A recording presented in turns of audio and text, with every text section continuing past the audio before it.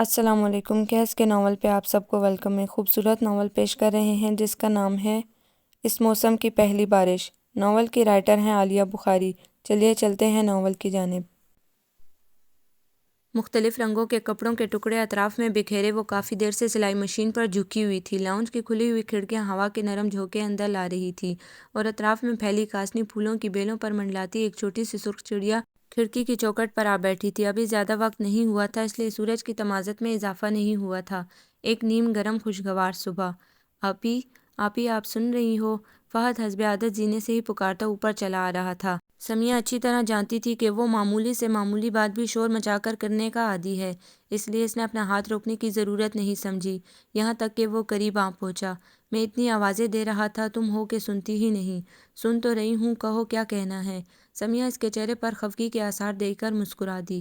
بڑی امی کہہ رہی ہیں کہ ذرا جلدی نیچے آ جاؤ، آج احسن بھائی کے کچھ دوست آ رہے ہیں کھانے پر۔ فہد نے پیغام پہنچایا اور تھوڑی فاصلے پر اخبار دیکھتی شاہدہ بیگم کی طرف مخاطب ہوا۔ آج میرا میچ ہے امی، اس لیے دوپہر میں ذرا دیر سے آؤں گا۔ کوئی ضرورت نہیں ہے، چھٹیوں کا یہ مطلب نہیں کہ سارا دن گھر سے غائب رہا جائے۔ رنگ دیکھو بالکل سیاہ پڑ گیا ہے دھوپ میں پھر کر۔ ایسی صورتحال میں سمیہ ضرور دخل دیتی تھی، آخر وہ اس سے ایک نہ دو پورے 5.5 سال بڑی تھی، اور اس کے خیال میں امی کی نرم طبیعت کا فائدہ اٹھاتے ہوئے فہد خاصی بیجا مراد حاصل کرتا جا رہا تھا۔ آپی پلیز تم ہر وقت مت ٹوکا کرو، کچھ دن کی تو چھٹیاں رہ گئی ہیں، پھر کالج میں ایڈمیشن لینے کے بعد تو مجھے بالکل بھی فرصت نہیں ملا کرے گی۔ اچھا چھٹیوں سے پہلے تو تم بہت پڑھائی میں مصروف رہتے تھے، دیکھتے ہیں کیا رزلٹ آتا ہے۔ سمیہ کے تمسخرانہ انداز سے فہد بہت چڑا کرتا تھا، اس وقت بھی وہ ناراض سا ہو گیا۔ دیکھ لینا، ایک گریڈ لاؤں گا انشاءاللہ، اور یہ تم میرے لیے ہر وقت برے کلمات منہ سے کیوں نکالتی ہو؟ ایک ہی بھائی ہوں تمہارا، کچھ ایسا ویسا ہو گیا نا میرے ساتھ تو تم ہی سر پکڑ کر رو گی، خدا نہ کرے۔ سمیہ اس کی سنجیدگی پر واقعی دہل سی گئی، جبکہ شاہدہ بیگم کے دل پر فہد کی بات کسی اور زاویے سے لگی۔ ایک بھائی کیسے؟ خیر سے سمیہ کے تو 4 بھائی اور بھی ہیں، ذرا سوچ سمجھ کر بولا کرو بیٹا، تمہاری بڑی امی سنیں گی تو کتنا رنج کریں گی۔ فہد کے لیے یہ باتیں شاید اب بہت پرانی ہو گئی تھی، اس لیے اس نے کوئی خاص اثر قبول نہیں کیا، لاپرواہی سے سر جھٹک کر کھڑا ہو گیا۔ وہ 4 بھائی ہیں تو صحیح، مگر رینا باجی کے؟ آپی کے لیے تو صرف میں ہی ہوں، آپ بھی جانتی ہیں۔ اچھا مجھے پہلے ہی دیر ہو گئی ہے، ابو میرا پوچھیں تو انہیں بتا دیجیے گا، وہ کہتا ہوا تیزی سے سیڑھیاں اترتا چلا گیا۔ سمیہ خاموش ہی رہی، اس وقت اسے فہد پر بے ساختہ ہی پیار آ رہا تھا۔ لاپرواہ اور کھلنڈرا سے اس کا بھائی، جو اسے میٹرک کا امتحان دے لینے کے باوجود بھی بالکل ہی بچہ دکھائی دیتا تھا، اس قدر حقیقت آشنا ہو چکا تھا۔ سمجھ میں نہیں آتا کہاں غلطی ہوئی ہے مجھ سے، میں نے تو بخدا کبھی تم دونوں کو نور جہاں آپا کے بچوں سے الگ نہیں سمجھا، پھر بھی تم دونوں ہی۔ ان کی آواز بھرا رہی تھی۔ سمیہ نے ایک ٹھنڈی سانس لی۔ آپ کا کوئی قصور نہیں امی، مگر میں اور فہد اب بچے نہیں ہیں، ہم بھی دیکھتے اور سمجھتے ہیں۔ شروع سے اب تک ان لوگوں کے رویے نے ہمیں یہی باور کرایا ہے کہ وہ اور ہم الگ الگ ہی ہیں۔ اچھا زیادہ بڑی باتیں کرنے کی ضرورت نہیں ہے، کیا خرابی ہے ان کے رویے میں؟ کہاں تم دونوں کی حق تلفی ہوئی ہے؟ کس چیز کو ترسایا ہے آج تک؟ تمہارے ابو سے تو اب کاروبار سنبھلتا نہیں ہے، وہی تینوں ساری ذمہ داری اٹھائے ہوئے ہیں۔ اب کہ وہ ذرا تیز لہجے میں گویا ہوئی۔ سمیہ نے بے بسی سے ان کی شکل دیکھی، اپنی امی کی حد سے بڑھتی ہوئی سادہ دلی سے وہ ہوش سنبھالنے سے خائف رہنے لگی تھی۔ اسے ان پر غصہ بھی آتا تھا اور رحم بھی۔ اپنی زندگی کو انہوں نے جس طرح دبے دبائے انداز میں پس منظر میں رہتے ہوئے گزارا ہوگا، اس کا اسے بخوبی احساس تھا، اور یہی وجہ تھی کہ وہ کئی مقامات پر ان کی تصحیح کرنے سے محض اس لیے گریز کرتی تھی کہ وہ ان کے دل کو اپنی جانب سے کوئی ٹھیس پہنچانا نہیں چاہتی تھی۔ اس وقت بھی وہ ضبط کر کے رہ گئی، ورنہ دل تو چاہ رہا تھا کہ فوری طور پر یاد آ کر رہ جانے والی ان گنت باتوں کو ان کے گوش گزار کرے، جہاں اس کے خیال میں وہ تینوں بلکہ چاروں ان لوگوں کی زیادتیوں کا شکار ہوئے تھے۔ اب مشین پر کہاں بیٹھ رہی ہو؟ سمیٹ کر رکھ دو یہ سب، جا کر نیچے دیکھ لو، نور جہاں آپا نے تمہیں بلوایا ہے۔ اسے دوبارہ مشین کا رخ کرتے دیکھ کر شاہدہ بیگم نے یاد دہانی کرائی۔ جاتی ہوں امی، ابھی تو خاصا وقت باقی ہے، اس نے دھیرے سے کہا، حالانکہ دل تو چاہ رہا تھا کہ صاف کہے کہ نیچے جو نور جہاں بیگم، ان کی 3 بہویں اور ایک عدد بیٹی براجمان ہیں، آخر کس مرض کی دوا ہیں؟ اگر 5 عورتیں مل کر ایک وقت کی دعوت کا انتظام نہیں کر سکتی تو صرف حیرت ہی کی جا سکتی ہے۔ سمیہ کو واقعی غصہ آنا شروع ہو چکا تھا۔ سلے کشن کور کو پورا کرنے کے لیے وہ دوبارہ مشین پر بیٹھ چکی تھی۔ کئی دنوں سے وہ یہ کام نہیں کر پا رہی تھی، آج سویرے ہی سے اپنا روزمرہ کا کام نپٹا کر وہ انہیں مکمل کرنے کا ارادہ کیے ہوئے تھی تو یہ نادر شاہی حکم آ پہنچا تھا۔ نیچے اس کی ضرورت واقعی شدید تھی۔ جب یہ اگلے پون گھنٹے میں احسن بھائی کا گڈو اسے دوبارہ بلانے آ چکا تھا، مگر وہ بھی دل میں ارادہ باندھ کر بیٹھی تھی کہ اپنا کام ختم کر کے ہی اٹھے گی، لہٰذا شاہدہ بیگم کی خشمگین نظروں سے بے نیاز لگی رہی۔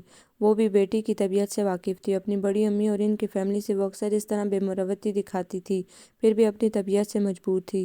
زندگی گزاری تھی رفیق احمد کی بڑی بیگم کی شعلہ صفت فطرت کے ساتھ سمجھوتا کرتے ہوئے اپنی مرضی اپنا اختیار تو وہ جیسے کہیں رکھ کر بھول چکی تھی، اور ان کی یہی بھول گھر کے ماحول میں تو سکون کا احساس گہرا کرتی چلی گئی، مگر وہ خود اور ان کے بچے ایک مسلسل خسارے کی زد میں تھے۔ بس جا رہی ہوں امی، اچھا ہے نا، کچھ کام وہ لوگ خود بھی کر لیں گی، ورنہ سب کچھ میں ہی کرتی رہوں گی تو ان سب کی عادتیں بالکل ہی خراب ہو کر رہ جائیں گی۔ سمیہ نے شاہدہ بیگم کے بار بار ٹوکنے پر ہنستے ہوئے جواب دیا۔ وہ بڑے آرام سے اپنے بنائے ہوئے خوبصورت کشن کور گدیوں پر چڑھا رہی تھی۔ شاہدہ بیگم نے اسے کچھ کہنا چاہا، مگر زینے پر احسان کی بیوی شہزین کو آتا دیکھ کر خاموش ہو رہیں۔ حد کرتی ہو سمیہ، کب سے تمہیں بلا رہے ہیں اور تم ہو کے آرام سے بیٹھی ہو؟ شاہدہ بیگم کو ایک اچٹتا سا سلام کر کے وہ سمیہ سے مخاطب تھیں۔ وزن کی زیادتی کی بنا پر وہ ہر وقت تھکی تھکی سی دکھائی دیتی تھی۔ بس آ ہی رہی تھی بھابھی، تھوڑا کام تھا، پھر میں نے سوچا میں کون سا کوکنگ میں ایسی ایکسپرٹ ہوں، جا کر کام ہی بگاڑ دوں گی۔ آپ تو خود ماشاءاللہ ایسا زبردست پکاتی ہیں کہ جواب نہیں۔ لہجے میں شرارت لیے اس نے اپنے بارے میں خواہ مخواہ انکساری برتی۔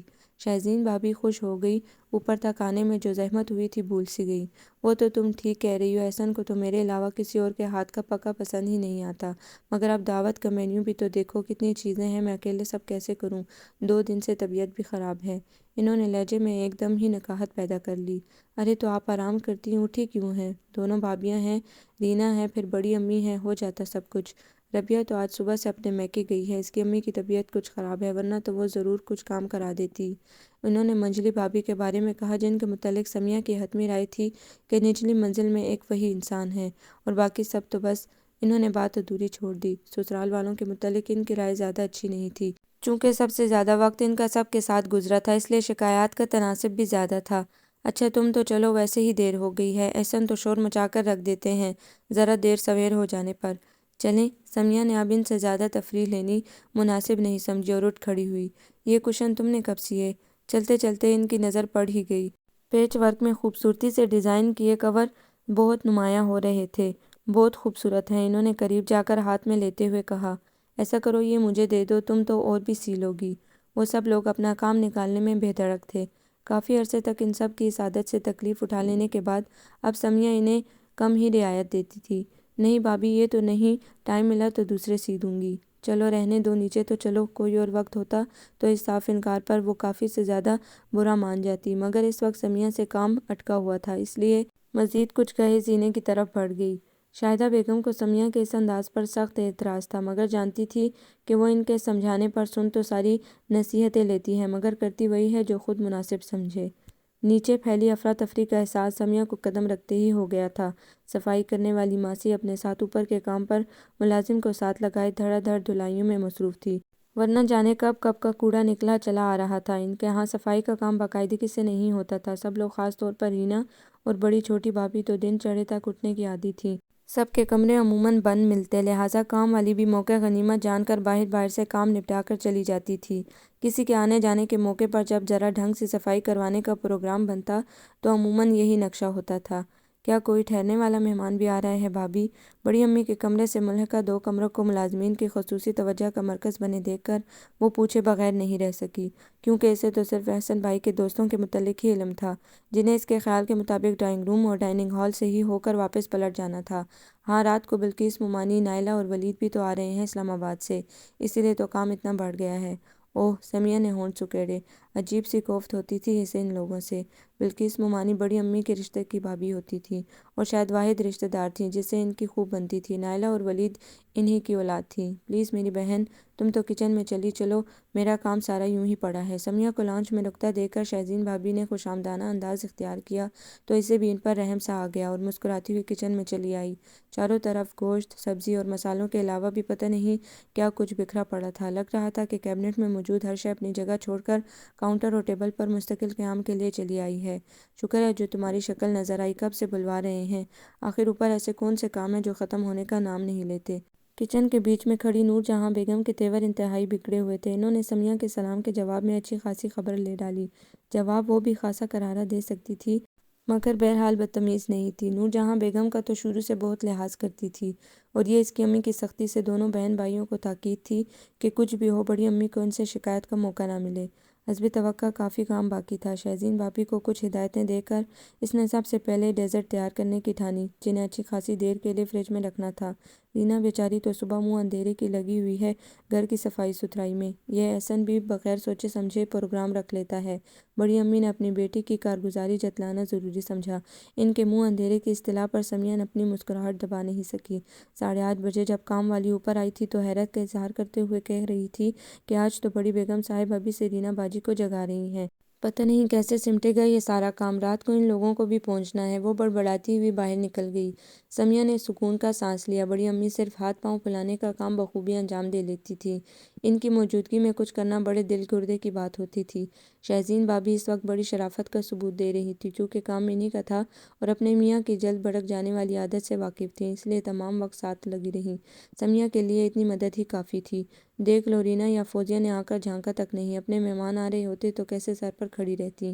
شہزین بھابی نے اوون میں رکھی ڈشز چیک کرتی سمیہ سے شکایت کی، جبکہ یہ اتنا سارا جو پکا ہے کوئی صرف احسن کے دوستوں کے لیے تھوڑی ہے، اصل تو بلقیس مومانی والوں کے لیے اہتمام ہے۔ کام تقریباً سمٹ چکا تھا اس لیے اب وہ اطمینان سے سلاد کی سیٹنگ میں مصروف تھی۔ چلیں اب تو آپ کے ہاں کم از کم ہفتہ بھر کی مہمانداری رہے گی، سمیہ خوش دلی سے مسکرائی۔ ہاں دراصل وہ، شہزین بھابی کسی سوچ میں تھی۔ کوئی خاص بات ہے بھابی؟ سمیہ کو ہلکی سی تشویش ہوئی۔ نہیں کوئی بات نہیں، انہوں نے دھیرے سے سر کو جھٹکا۔ تم ابھی رکنا، کھانا کھا کر جانا۔ سمیہ کو لگا جیسے وہ اسے ٹال رہی ہیں۔ کسی بات کی خواہ مخواہ قید میں پڑنا اسے خود بھی پسند نہیں تھا اس لیے آسانی سے نظر انداز کر گئی۔ نہیں بھابی اب گرمی سے برا حال ہو رہا ہے، کھانا وانا نہیں کھاؤں گی، بس اوپر جا کر فریش ہوں گی۔ چلو تھوڑی دیر بعد آ جانا، انہوں نے اخلاق برتا۔ سمیہ نے مسکراتے ہوئے سر ہلایا اور باہر نکل آئی۔ اس کا مزید نیچے رکنے کا بالکل ارادہ نہیں تھا۔ گھر کی حالت اب تک سدھر چکی تھی، اسے سکون کا سا احساس ہوا۔ نچلے پورشن کی ابتری پر وہ اکثر ٹوٹتی تھی۔ گھر والوں کا سارا سلیقہ بازار سے چیزیں لا کر سجا دینے تک ہی محدود تھا۔ ان کی دیکھ بھال بھی ہونی چاہیے، اس کا خیال کسی کو نہیں تھا۔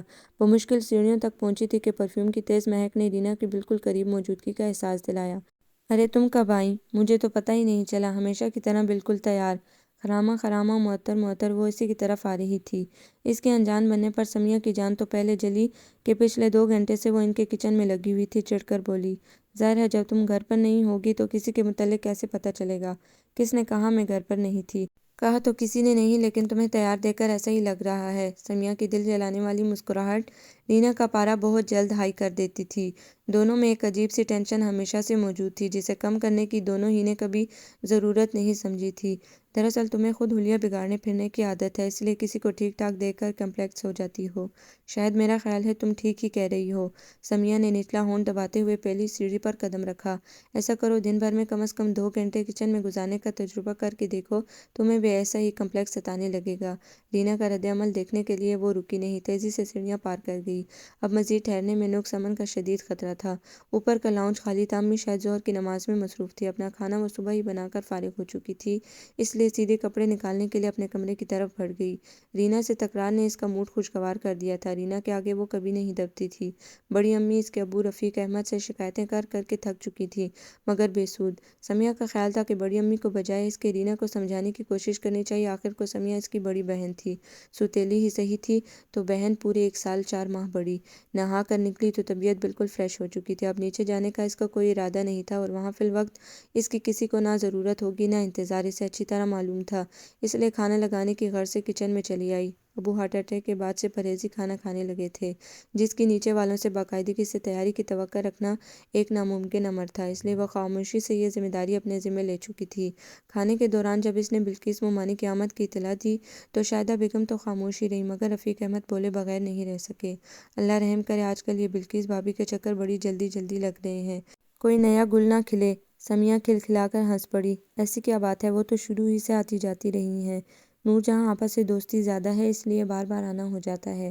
شاہدہ بیگم کو میاں کا اس طرح تشویش ظاہر کرنا اچھا نہیں لگا۔ انہوں نے یہ بات اتنی سادگی سے کہی کہ رفیق احمد کو بہت کچھ یاد آ کر رہ گیا۔ تمہارا بھی جواب نہیں شاہدہ، پتہ نہیں کیسا دل لے کر پیدا ہوئی ہو، جس میں کسی کی بڑی سے بڑی خطا زیادتی کچھ بھی ٹھہرنے نہیں پائی، ورنہ بلقیس بھابھی تو زندگی بھر تمہاری مخالفت میں ہی رہیں۔ یہ پہلی بار نہیں تھا۔ سمیہ کو بارہا ان کے رویوں اور باتوں سے ان کے دل میں چھپی شاہدہ بیگم کے لیے والہانہ محبت کا احساس ہوتا تھا۔ وہ اپنی ماں کو دنیا کی خوش قسمت ترین عورتوں میں شمار کرتی تھی۔ سمیہ، بس اب یہ برتن اٹھا لو بیٹا، اور تم بھی تھوڑا آرام کر لو۔ شاہدہ بیگم نے اسے مخاطب کیا تو وہ اٹھ کھڑی ہوئی۔ برتن سمیٹ کر جب وہ باہر نکل گئی تو انہوں نے شوہر کو تھوڑی سی شاکی نظروں سے دیکھا۔ آپ بھی حد کرتے ہیں، ایسی باتیں بچوں کے سامنے کرنے کی ہوتی ہیں۔ جو گزر چکا اس کا اب کیا ذکر، خواہ مخواہ بچوں کے دلوں میں برائی پڑتی ہے۔ وہ دونوں تو پہلے ہی بیکار سوچیں لیے بیٹھے ہیں۔ رفیق صاحب مسکرا کر کھڑے ہو گئے۔ وہ شاہدہ بیگم سے بحث نہیں کیا کرتے تھے۔ اگر وہ ایسی نہ ہوتی تو اتنی بہت سی صبر آزما ساعتیں جو ان کی زندگی میں آئی تھی سہل نہ ہو پاتی۔ نور جہاں بیگم جیسی خود پرست اور شعلہ صفت عورت کے ساتھ اتنے بہت سارے برس اسی ٹھنڈے میٹھے پانی کی سی فطرت رکھنے والی بیوی کے سہارے بسر ہوئے تھے، جس نے صحیح معنوں میں شریک سفر ہونے کا حق ادا کیا تھا، کسی بھی غرض اور طلب کے بغیر۔ رفیق احمد کی پہلی بیوی اور بچوں کے ہاتھوں اپنی اور اپنے دونوں بچوں کی تمام تر حق تلفیوں کے باوجود اب جبکہ زندگی اتنی مسافرت طے کر چکی تھی کہ وہ سب جو رفیق احمد کو شاہدہ بیگم کے ساتھ مسلسل شرمندگی میں مبتلا رکھتا تھا وہ بہت پیچھے رہ گیا تھا۔ وہ اس احساس سے اپنا دامن نہیں چھڑا پا رہے تھے کہ اپنی تمام تر کوششوں کے باوجود اپنی دونوں بیویوں میں مساوات قائم رکھنے میں وہ بری طرح ناکام رہے تھے۔ حالانکہ انہوں نے تو اپنے طور پر ہمیشہ یہ چاہا کہ تقدیر کی طرف سے بیک وقت دو کشتیوں کے مسافر بننے کی جو زحمت انہیں اٹھانی پڑی ہے اسے وہ بخوبی نبھا دیں۔ کچھ عرصے تک شاید کامیاب بھی رہے، مگر پھر ایسے غیر محسوس طریقے سے نور جہاں بیگم چاروں طرف چھاتی چلی گئیں کہ شاہدہ بیگم تو رہی ایک طرف، خود رفیق صاحب پس منظر کا حصہ معلوم ہونے لگے تھے۔ اپنے اس طرح غیر اہم ہونے کا درک انہیں جب تک ہوا اس وقت تک بہت دیر ہو چکی تھی۔ چار جوان ہوتے بیٹوں کی موجودگی نور جہاں بیگم کو بہت مضبوط اور خود مختار حیثیت دلا چکی تھی، اور وہ جو چار جوان بیٹے جن کا باپ بننے کا فخر رفیق احمد صاحب کو حاصل تھا، اپنی ماں کی طرح ان کی دوسری شادی کی خطا کو کبھی بھی معاف نہیں کر سکے۔ سب کچھ ہمیشہ سے ہی ایسا نہیں تھا۔ بہت عرصہ پہلے کبھی رفیق صاحب بھی زندگی اپنے ڈھنگ سے گزارنے کو سب سے زیادہ اہمیت دیتے تھے۔ ان کے اپنے اصول اور قاعدے تھے جن میں کسی کو دخل اندازی کی اجازت نہیں تھی سوائے ان کی والدہ کے، جن سے والہانہ محبت کے نتیجے میں ہی وہ مغرور ضدی اور نیم خواندہ نور جہاں سے شادی پر تیار ہو گئے تھے۔ جن کی واحد خوبی جو اس وقت سمجھ میں آتی تھی وہ رفیق صاحب کی والدہ کی سگی بھانجی ہونا تھی، اور بس۔ جتنے برسوں میں نور جہاں بیگم تین بیٹوں کی ماں بنی، اس تمام عرصے میں ان کی ذات کا ہر پہلو گھر کے ان دو افراد پر کھلتا چلا گیا، اور ہر آنے والا دن ایک مزید تکلیف اور یاد بن کر دلوں پر رقم ہوتا رہا۔ مجھے معاف کر دینا میرے بچے، تیری زندگی کی بربادی میرے ہاتھوں ہی ہوئی ہے، رفیق صاحب کی والدہ اکثر تنہائی میں بیٹے سے کہا کرتی، اور وہ اداس مسکراہٹ کے ساتھ ہمیشہ انہیں تسلی دیا کرتے۔ کمال کرتی ہیں اماں، مجھے بھلا کیا تکلیف ہے، اچھی بھلی زندگی ہے، اولاد جیسی نعمت اللہ نے دے رکھی ہے، بس ذرا نور جہاں کی زبان، لیکن یہ ذرا سی زبان ہی گھر والوں پر قیامت بن کر ٹوٹتی تھی۔ محدود آمدنی، چھوٹا سا گھر اور ایک عدد بوڑھی ساس کا ہر دم سر پر سوار رہنا نور جہاں بیگم کی نظر میں اپنی بدقسمتی کی ایک سے زائد معقول وجوہات تھیں۔ معلوم نہیں کون سی گھڑی تھی جو اس منحوس گھر میں قدم رکھا تھا۔ آج تک ایک دن سکھ کا نہیں دیکھا۔ ارے میرے ماں باپ نے مجھ سے کس جرم کا بدلہ لیا ہے، وہ بلند آواز سے روتی اور انتہائی جہالت کا مظاہرہ کرتے ہوئے آس پڑوس کو اپنی حالت زار سناتے ہوئے اپنے والدین کو بھی نہیں بخشتی۔ حالانکہ انسانیت کی سطح سے اتنا نیچے گر کر وہ جس درجے کی بدلحاظی اور منمانیوں پر اتر آئی تھی وہ ان کے والدین کی ہی شہ پر ممکن ہو سکا تھا۔ تیسرے بیٹے کی پیدائش کے بعد نور جہاں بیگم جب میکے رہنے گئی تو رفیق صاحب کو ایک نئی آزمائش کا سامنا کرنا پڑا۔ میں الگ رہوں گی، اپنی اماں کا کہیں اور بندوبست کرو۔ ان کا یہ مطالبہ جتنا پرزور تھا اتنا ہی ناسمجھ میں آنے والا تھا۔ رفیق احمد تو کچھ دیر کے لیے بالکل ہی ہونک ہو کر رہ گئے، بھلا وہ اپنی اماں کو کہاں چھوڑ سکتے تھے؟ ان کا تو کوئی دوسرا بہن بھائی بھی نہیں تھا۔ ایسے میں انہوں نے دل نہ چاہتے ہوئے بھی خالہ اور خالو سے، جو کہ ساس سسر بن جانے کے بعد پچھلے رشتے کو بھلا چکے تھے، مدد چاہی، مگر میاں آپا کا کیا ہے، زندگی کے جو تو چار دن باقی رہ گئے ہیں وہ کہیں بھی پورے کر لیں گی۔ ایسا کرو انہیں خالہ حنیفہ کے پاس بھجوا دو، وہ بھی اکیلی ہی ہوتی ہیں، اچھا ہے دونوں کا ساتھ ہو جائے گا۔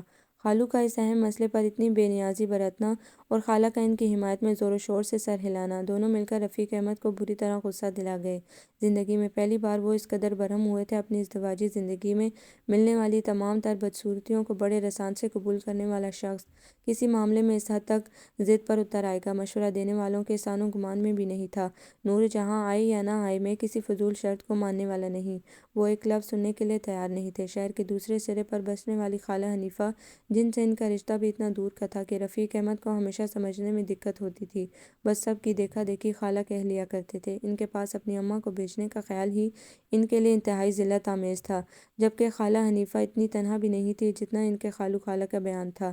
اپنی اکلوتی بیٹی، داماد اور اس کے بچوں کو اوپر کی منزل دیے کر وہ خود اپنے ذاتی گھر میں نچلے پورشن میں رہا کرتی تھی، اور ایسا وہ محض اپنی خوشی سے کر رہی تھی، ورنہ ان کی بیٹی داماد ان کا بہت خیال رکھتے تھے۔ اماں کے لاکھ سمجھانے کے باوجود بھی رفیق احمد ٹس سے مس نہیں ہو رہے تھے، اور بیٹے کی زندگی کی ویرانی ہر گزرتے دن کے ساتھ ان کے دل میں پڑے گھاؤ کو گہرا کرتی جا رہی تھی۔ رفیق احمد سے چھپ کر جانے کتنی بار وہ نور جہاں کی خوشامد کرنے گئی تھی، بہن بہنوئی کے آگے ہاتھ جوڑے تھے، مگر ہر بار پہلے سے زیادہ بے عزت ہو کر واپس آنا پڑا تھا۔ ایسی ہی بیٹے کی ہمدرد ہو تو خود ہی کیوں نہیں چلی جاتی اس گھر سے؟ نور جہاں چلا چلا کر بولتی اور اماں آنسو بھری آنکھوں سے دیکھ کر رہ جاتی۔ اگر بیٹے نے انہیں یہ دھمکی نہیں دے رکھی ہوتی کہ اماں نے کوئی ایسا ویسا قدم اٹھایا تو وہ زہر کھا لیں گے، تو وہ شاید یہ کام بھی کر گزرتی۔ اس ساری صورتحال کو ان کا ضعیف وجود زیادہ دن برداشت نہیں کر پایا، اور وہ بستر سے لگ گئیں۔ بہو اور اس کے گھر والوں کی جانب سے ہر اچھی امید ختم ہو جانے پر انہوں نے بہت کچھ سوچنا شروع کر دیا تھا، اور آخرکار اپنی ایک مرحومہ سہیلی کی بیٹی سے رفیق احمد کا عقد ثانی کرا کر انہوں نے اپنی سوچوں کو عملی جامہ پہنا ہی لیا۔ رفیق احمد کی زندگی میں شاہدہ بیگم ہوا کے نرم جھونکے کی مانند آئی۔ ان کی زندگی میں آنے والی دونوں عورتوں کی طبیعت میں اتنا تضاد تھا کہ وہ اکثر حیران ہوتے تھے۔ بیٹے کے ساتھ ہونے والی زیادتی کی تلافی کے بعد اماں تو اتنی پرسکون ہوئی کہ انہوں نے رفیق احمد کی دوسری شادی کے محض 3 ماہ بعد ہی آنکھیں موند لیں۔ رفیق احمد کے لیے یہ صدمہ بہت بڑا تھا۔ شاہدہ بیگم کے ساتھ نہ ہوتا تو شاید ان کے لیے سنبھلنا آسان نہیں ہوتا، مگر ایک ہمدرد، محبت کرنے والی بیوی اور نئی آنے والی زندگی کا خیال انہیں حوصلہ دیتا چلا گیا۔ مگر اس سارے عرصے میں ایک عجیب بات یہ ہوئی کہ نور جہاں بیگم، جو رفیق احمد کی دوسری شادی اور ساس کی بیماری اور پھر انتقال کی خبر سن کر بھی نہیں آئی تھی، سمیہ کی پیدائش پر لوٹ آئیں، انتہائی شرمسار اور تھکن زدہ وجود لیے۔ تینوں بیٹوں کی انگلی تھامے ہوئے وہ رفیق احمد سے معافی کی طلبگار تھیں۔ ان کا یہ روپ بالکل نیا تھا، پچھلے دنوں کی کوئی جھلک تک دکھائی نہیں دیتی تھی۔ نیک طبیعت شاہدہ بیگم ان کے آنکھوں میں آنسو دیکھ کر تڑپ گئیں، اور کچھ اس طرح رفیق احمد پر دباؤ ڈالا کہ انہیں ماننا ہی پڑا۔ ذرا سوچیں، احسن، سعید اور دانش آپ کا خون ہے، ان معصوموں کو دور رکھ کر کس بات کی سزا دے رہے ہیں؟ نور جہاں بیگم کو گلے لگا کر استقبال کرنے والی شاہدہ بیگم کے دل و دماغ کے کسی بھی کونے میں ان سے کسی بغض و عناد کا کوئی ہلکا سا احساس بھی نہیں تھا، مگر نور جہاں بیگم اسی پل ایک اور فیصلہ کر چکی تھی، زندگی میں ہر مقام پر شاہدہ بیگم کو نیچا دکھانے کا فیصلہ، رفیق احمد کے ساتھ ساتھ شاہدہ بیگم کی زندگی پر بھی مکمل بااختیار ہونے کا عہد۔ اپنی راجدھانی میں حصہ داری پر وہ ان دونوں کو کبھی معاف نہیں کریں گی۔ اس فیصلے پر انہوں نے کبھی نظر ثانی کی ضرورت نہیں سمجھی۔ جب تک کاروبار میں اتنی وسعت نہیں تھی، دونوں بیویوں کو اسی 3 کمروں والے گھر میں رکھنا رفیق احمد صاحب کی مجبوری تھی، جہاں 2 بڑے کمرے ظاہر ہے بڑی بیوی کے تصرف میں تھے کہ ان کا 3 بچوں کا ساتھ تھا، اور ایک تیسرا بالکل چھوٹا کمرہ جو اماں کے زمانے میں اسٹور کا کام دیا کرتا تھا، شاہدہ بیگم کے حصے میں آ گیا، جہاں وہ رفتہ رفتہ نور جہاں بیگم کے مقابلے میں واقعی ایک فالتو چیز ہی کی حیثیت اختیار کر گئی۔ رفیق احمد کی آمدنی میں تو وہ بڑی بیوی خود بخود ہی زیادہ کی حقدار ٹھہری۔ بچوں کے اسکول جانے کے دن تھے، ان کے تعلیمی اور دیگر اخراجات پر نور جہاں نے ہمیشہ شوہر کے وسائل سے زیادہ پیسہ خرچ کیا۔ ان کے اس رویے کا نتیجہ یہ نکلا کہ شاہدہ بیگم خرچ اور آمدنی کے توازن کو برقرار رکھنے میں اپنی اور اپنے بچوں کی ضروریات کو محدود تر کرتی چلی گئیں۔ گھر کے کاموں کی تمام تر ذمہ داری ان کی تھی، اور مرضی نور جہاں بیگم کی چلتی تھی۔ نور جہاں بیگم کے میکے والے آ کر ہفتوں گزار جاتے، اور شاہدہ بیگم ہنسی خوشی سب کی خدمت کیے چلی جاتی، مگر اتنا سب کچھ کر لینے کے بعد بھی وہ ان کے دل میں جگہ نہ پا سکیں۔ کبھی سمیہ اور فات کو زیادہ منہ مت لگانا، ستیلے آخر ستیلے ہی ہوتے ہیں، زیادہ ڈیل دو گے تو ہر چیز پر قبضہ کرنے کی کوشش کریں گے، وہ اپنے بڑے بیٹوں کو سمجھاتی، جو اب جوانی کی سرحدوں کے قریب پہنچ رہے تھے۔ بڑے 3 بیٹوں کے بعد ان کے ہاں رینا اور آصف تھے۔ اپنی ماں اور ننیال والوں سے ان پانچوں کے کانوں میں شاہدہ بیگم کی برائیاں اور اپنے باپ کی ناانصافی، جو ان سب کے خیال میں ان کی ماں کے ساتھ روا رکھی گئی تھی، اس تواتر سے پڑھتی رہیں کہ وہ پانچوں بہن بھائی آپس کے بہت سے اختلافات کے باوجود جس ایک بات پر متفق تھے، وہ تھی اپنی چھوٹی امی اور ان کے دونوں بچوں سے شدید مخالفت، جس میں رینا اپنے بھائیوں سے 4 قدم آگے ہی جا رہی تھی۔ اسے نور جہاں بیگم نے اپنے ہی سانچے میں ڈھالا تھا۔ بیٹوں کے ساتھ مل کر رفیق احمد نے کاروبار کو کافی وسعت دے دی تھی، اور یقیناً ان کے بیٹوں نے بھرپور ساتھ بھی دیا تھا۔ یہاں بھی در پردہ ان کی والدہ محترمہ کی دانائی کام کر رہی تھی۔ فہد کے بڑا ہونے سے پہلے کاروبار کو پوری طرح اپنے قبضے میں لے لو، کوئی ضرورت نہیں آگے چل کر اسے حصہ دار بنانے کی۔ محنت میرے بچے کریں اور کھائے شاہدہ کی اولاد، میں قیامت تک ایسا نہیں ہونے دوں گی۔ پھر جیسا نور جہاں بیگم نے چاہا ویسا ہی ہوتا چلا گیا۔ رفیق صاحب نے اتنا تو زور کیا کہ جب بڑا گھر خریدا گیا تو اس میں اوپر کی منزل میں شاہدہ بیگم اور دونوں بچوں کو شفٹ کر کے انہیں ہر وقت کی بیگار اور بے عزتی سے نجات دلاتی۔ نور جہاں بہت دل ملائی بھی، مگر سمیہ اور فہد کے لیے یہ بہت اچھا رہا۔ تھوڑی سی پرائیویسی ملی تو دونوں نسبتاً بہتر ماحول میں پلنے کی بنا پر پراعتماد شخصیت کے روپ میں ڈھلتے جا رہے تھے۔ شاہدہ بیگم اتنا بہت کچھ سہنے کے بعد بھی اتنی دیر سکون اور مطمئن کیسے نظر آتی تھی، یہ نور جہاں بیگم کے لیے ایک مستقل جھنجھلاہٹ بھی تھی اور بڑا چیلنج بھی۔ یہ سوچنے کی ذرا بھی زحمت اٹھائے بغیر کہ شوہر کی جس سچی اور بے لوث محبت میں وہ اپنے ہاتھ سے فطرت کی بنا پر ہزاروں حصہ بھی نہیں پا سکی تھی، اسی دولت کا بے بہا حصول شاہدہ بیگم کی گہری خوشی کا بنیادی سبب بن چکا ہے۔ وہ انہیں کوئی بہت تڑپا دینے والی کیفیت بخشنے کے پروگرام بناتی رہتی تھی۔ نچلی منزل میں پھیلی گہما گہمی حسب توقع تھی۔ اوپر آتی کہکو اور برتنوں کے کھنکنے کی آواز پر سمیہ بغیر دیکھے سمجھ چکی تھی کہ جناب بلقیس مومانی کی آمد اس رونق کا باعث ہے۔ رفیق احمد صاحب اپنے کسی دوست کے پاس گئے ہوئے تھے۔ ان کی مغرب سے عشاء کے درمیان کی یہی مصروفیات ہوا کرتی تھی۔ امی کے بارہا کہنے پر بھی کہ تمہیں بلقیس مومانی کو سلام کرنے کے لیے نیچے جانا چاہیے، وہ کسی رد عمل کا اظہار کیے بنا اطمینان سے وہ اپنی الماری کا سارا سامان بیڈ اور کارپٹ پر پھیلائے حد درجہ مصروف تھی۔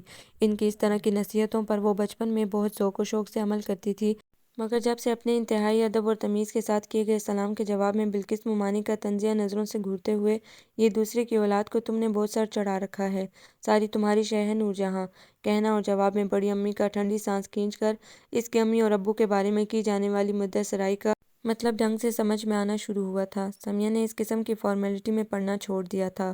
ادھر نیچے ڈائننگ ٹیبل پر سجے کھانوں کی وسیع ویرائٹی سے لطف اندوز ہوتے ہوئے مہمان اور میزبان اپنے اپنے خود ساختہ مسائل کا حل دوسروں کی خبرت کے ذریعے نکالنے کی کوششوں میں مصروف تھے۔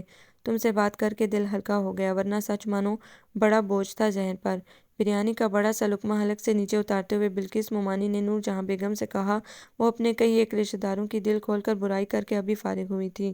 ہاں بھابھی، اپنے ہی کے سامنے بات کر لی جاتی ہے، ورنہ تو انسان پردے ہی ڈھکتا رہتا ہے، نور جہاں بیگم نے بڑے مدبرانہ انداز میں کہا۔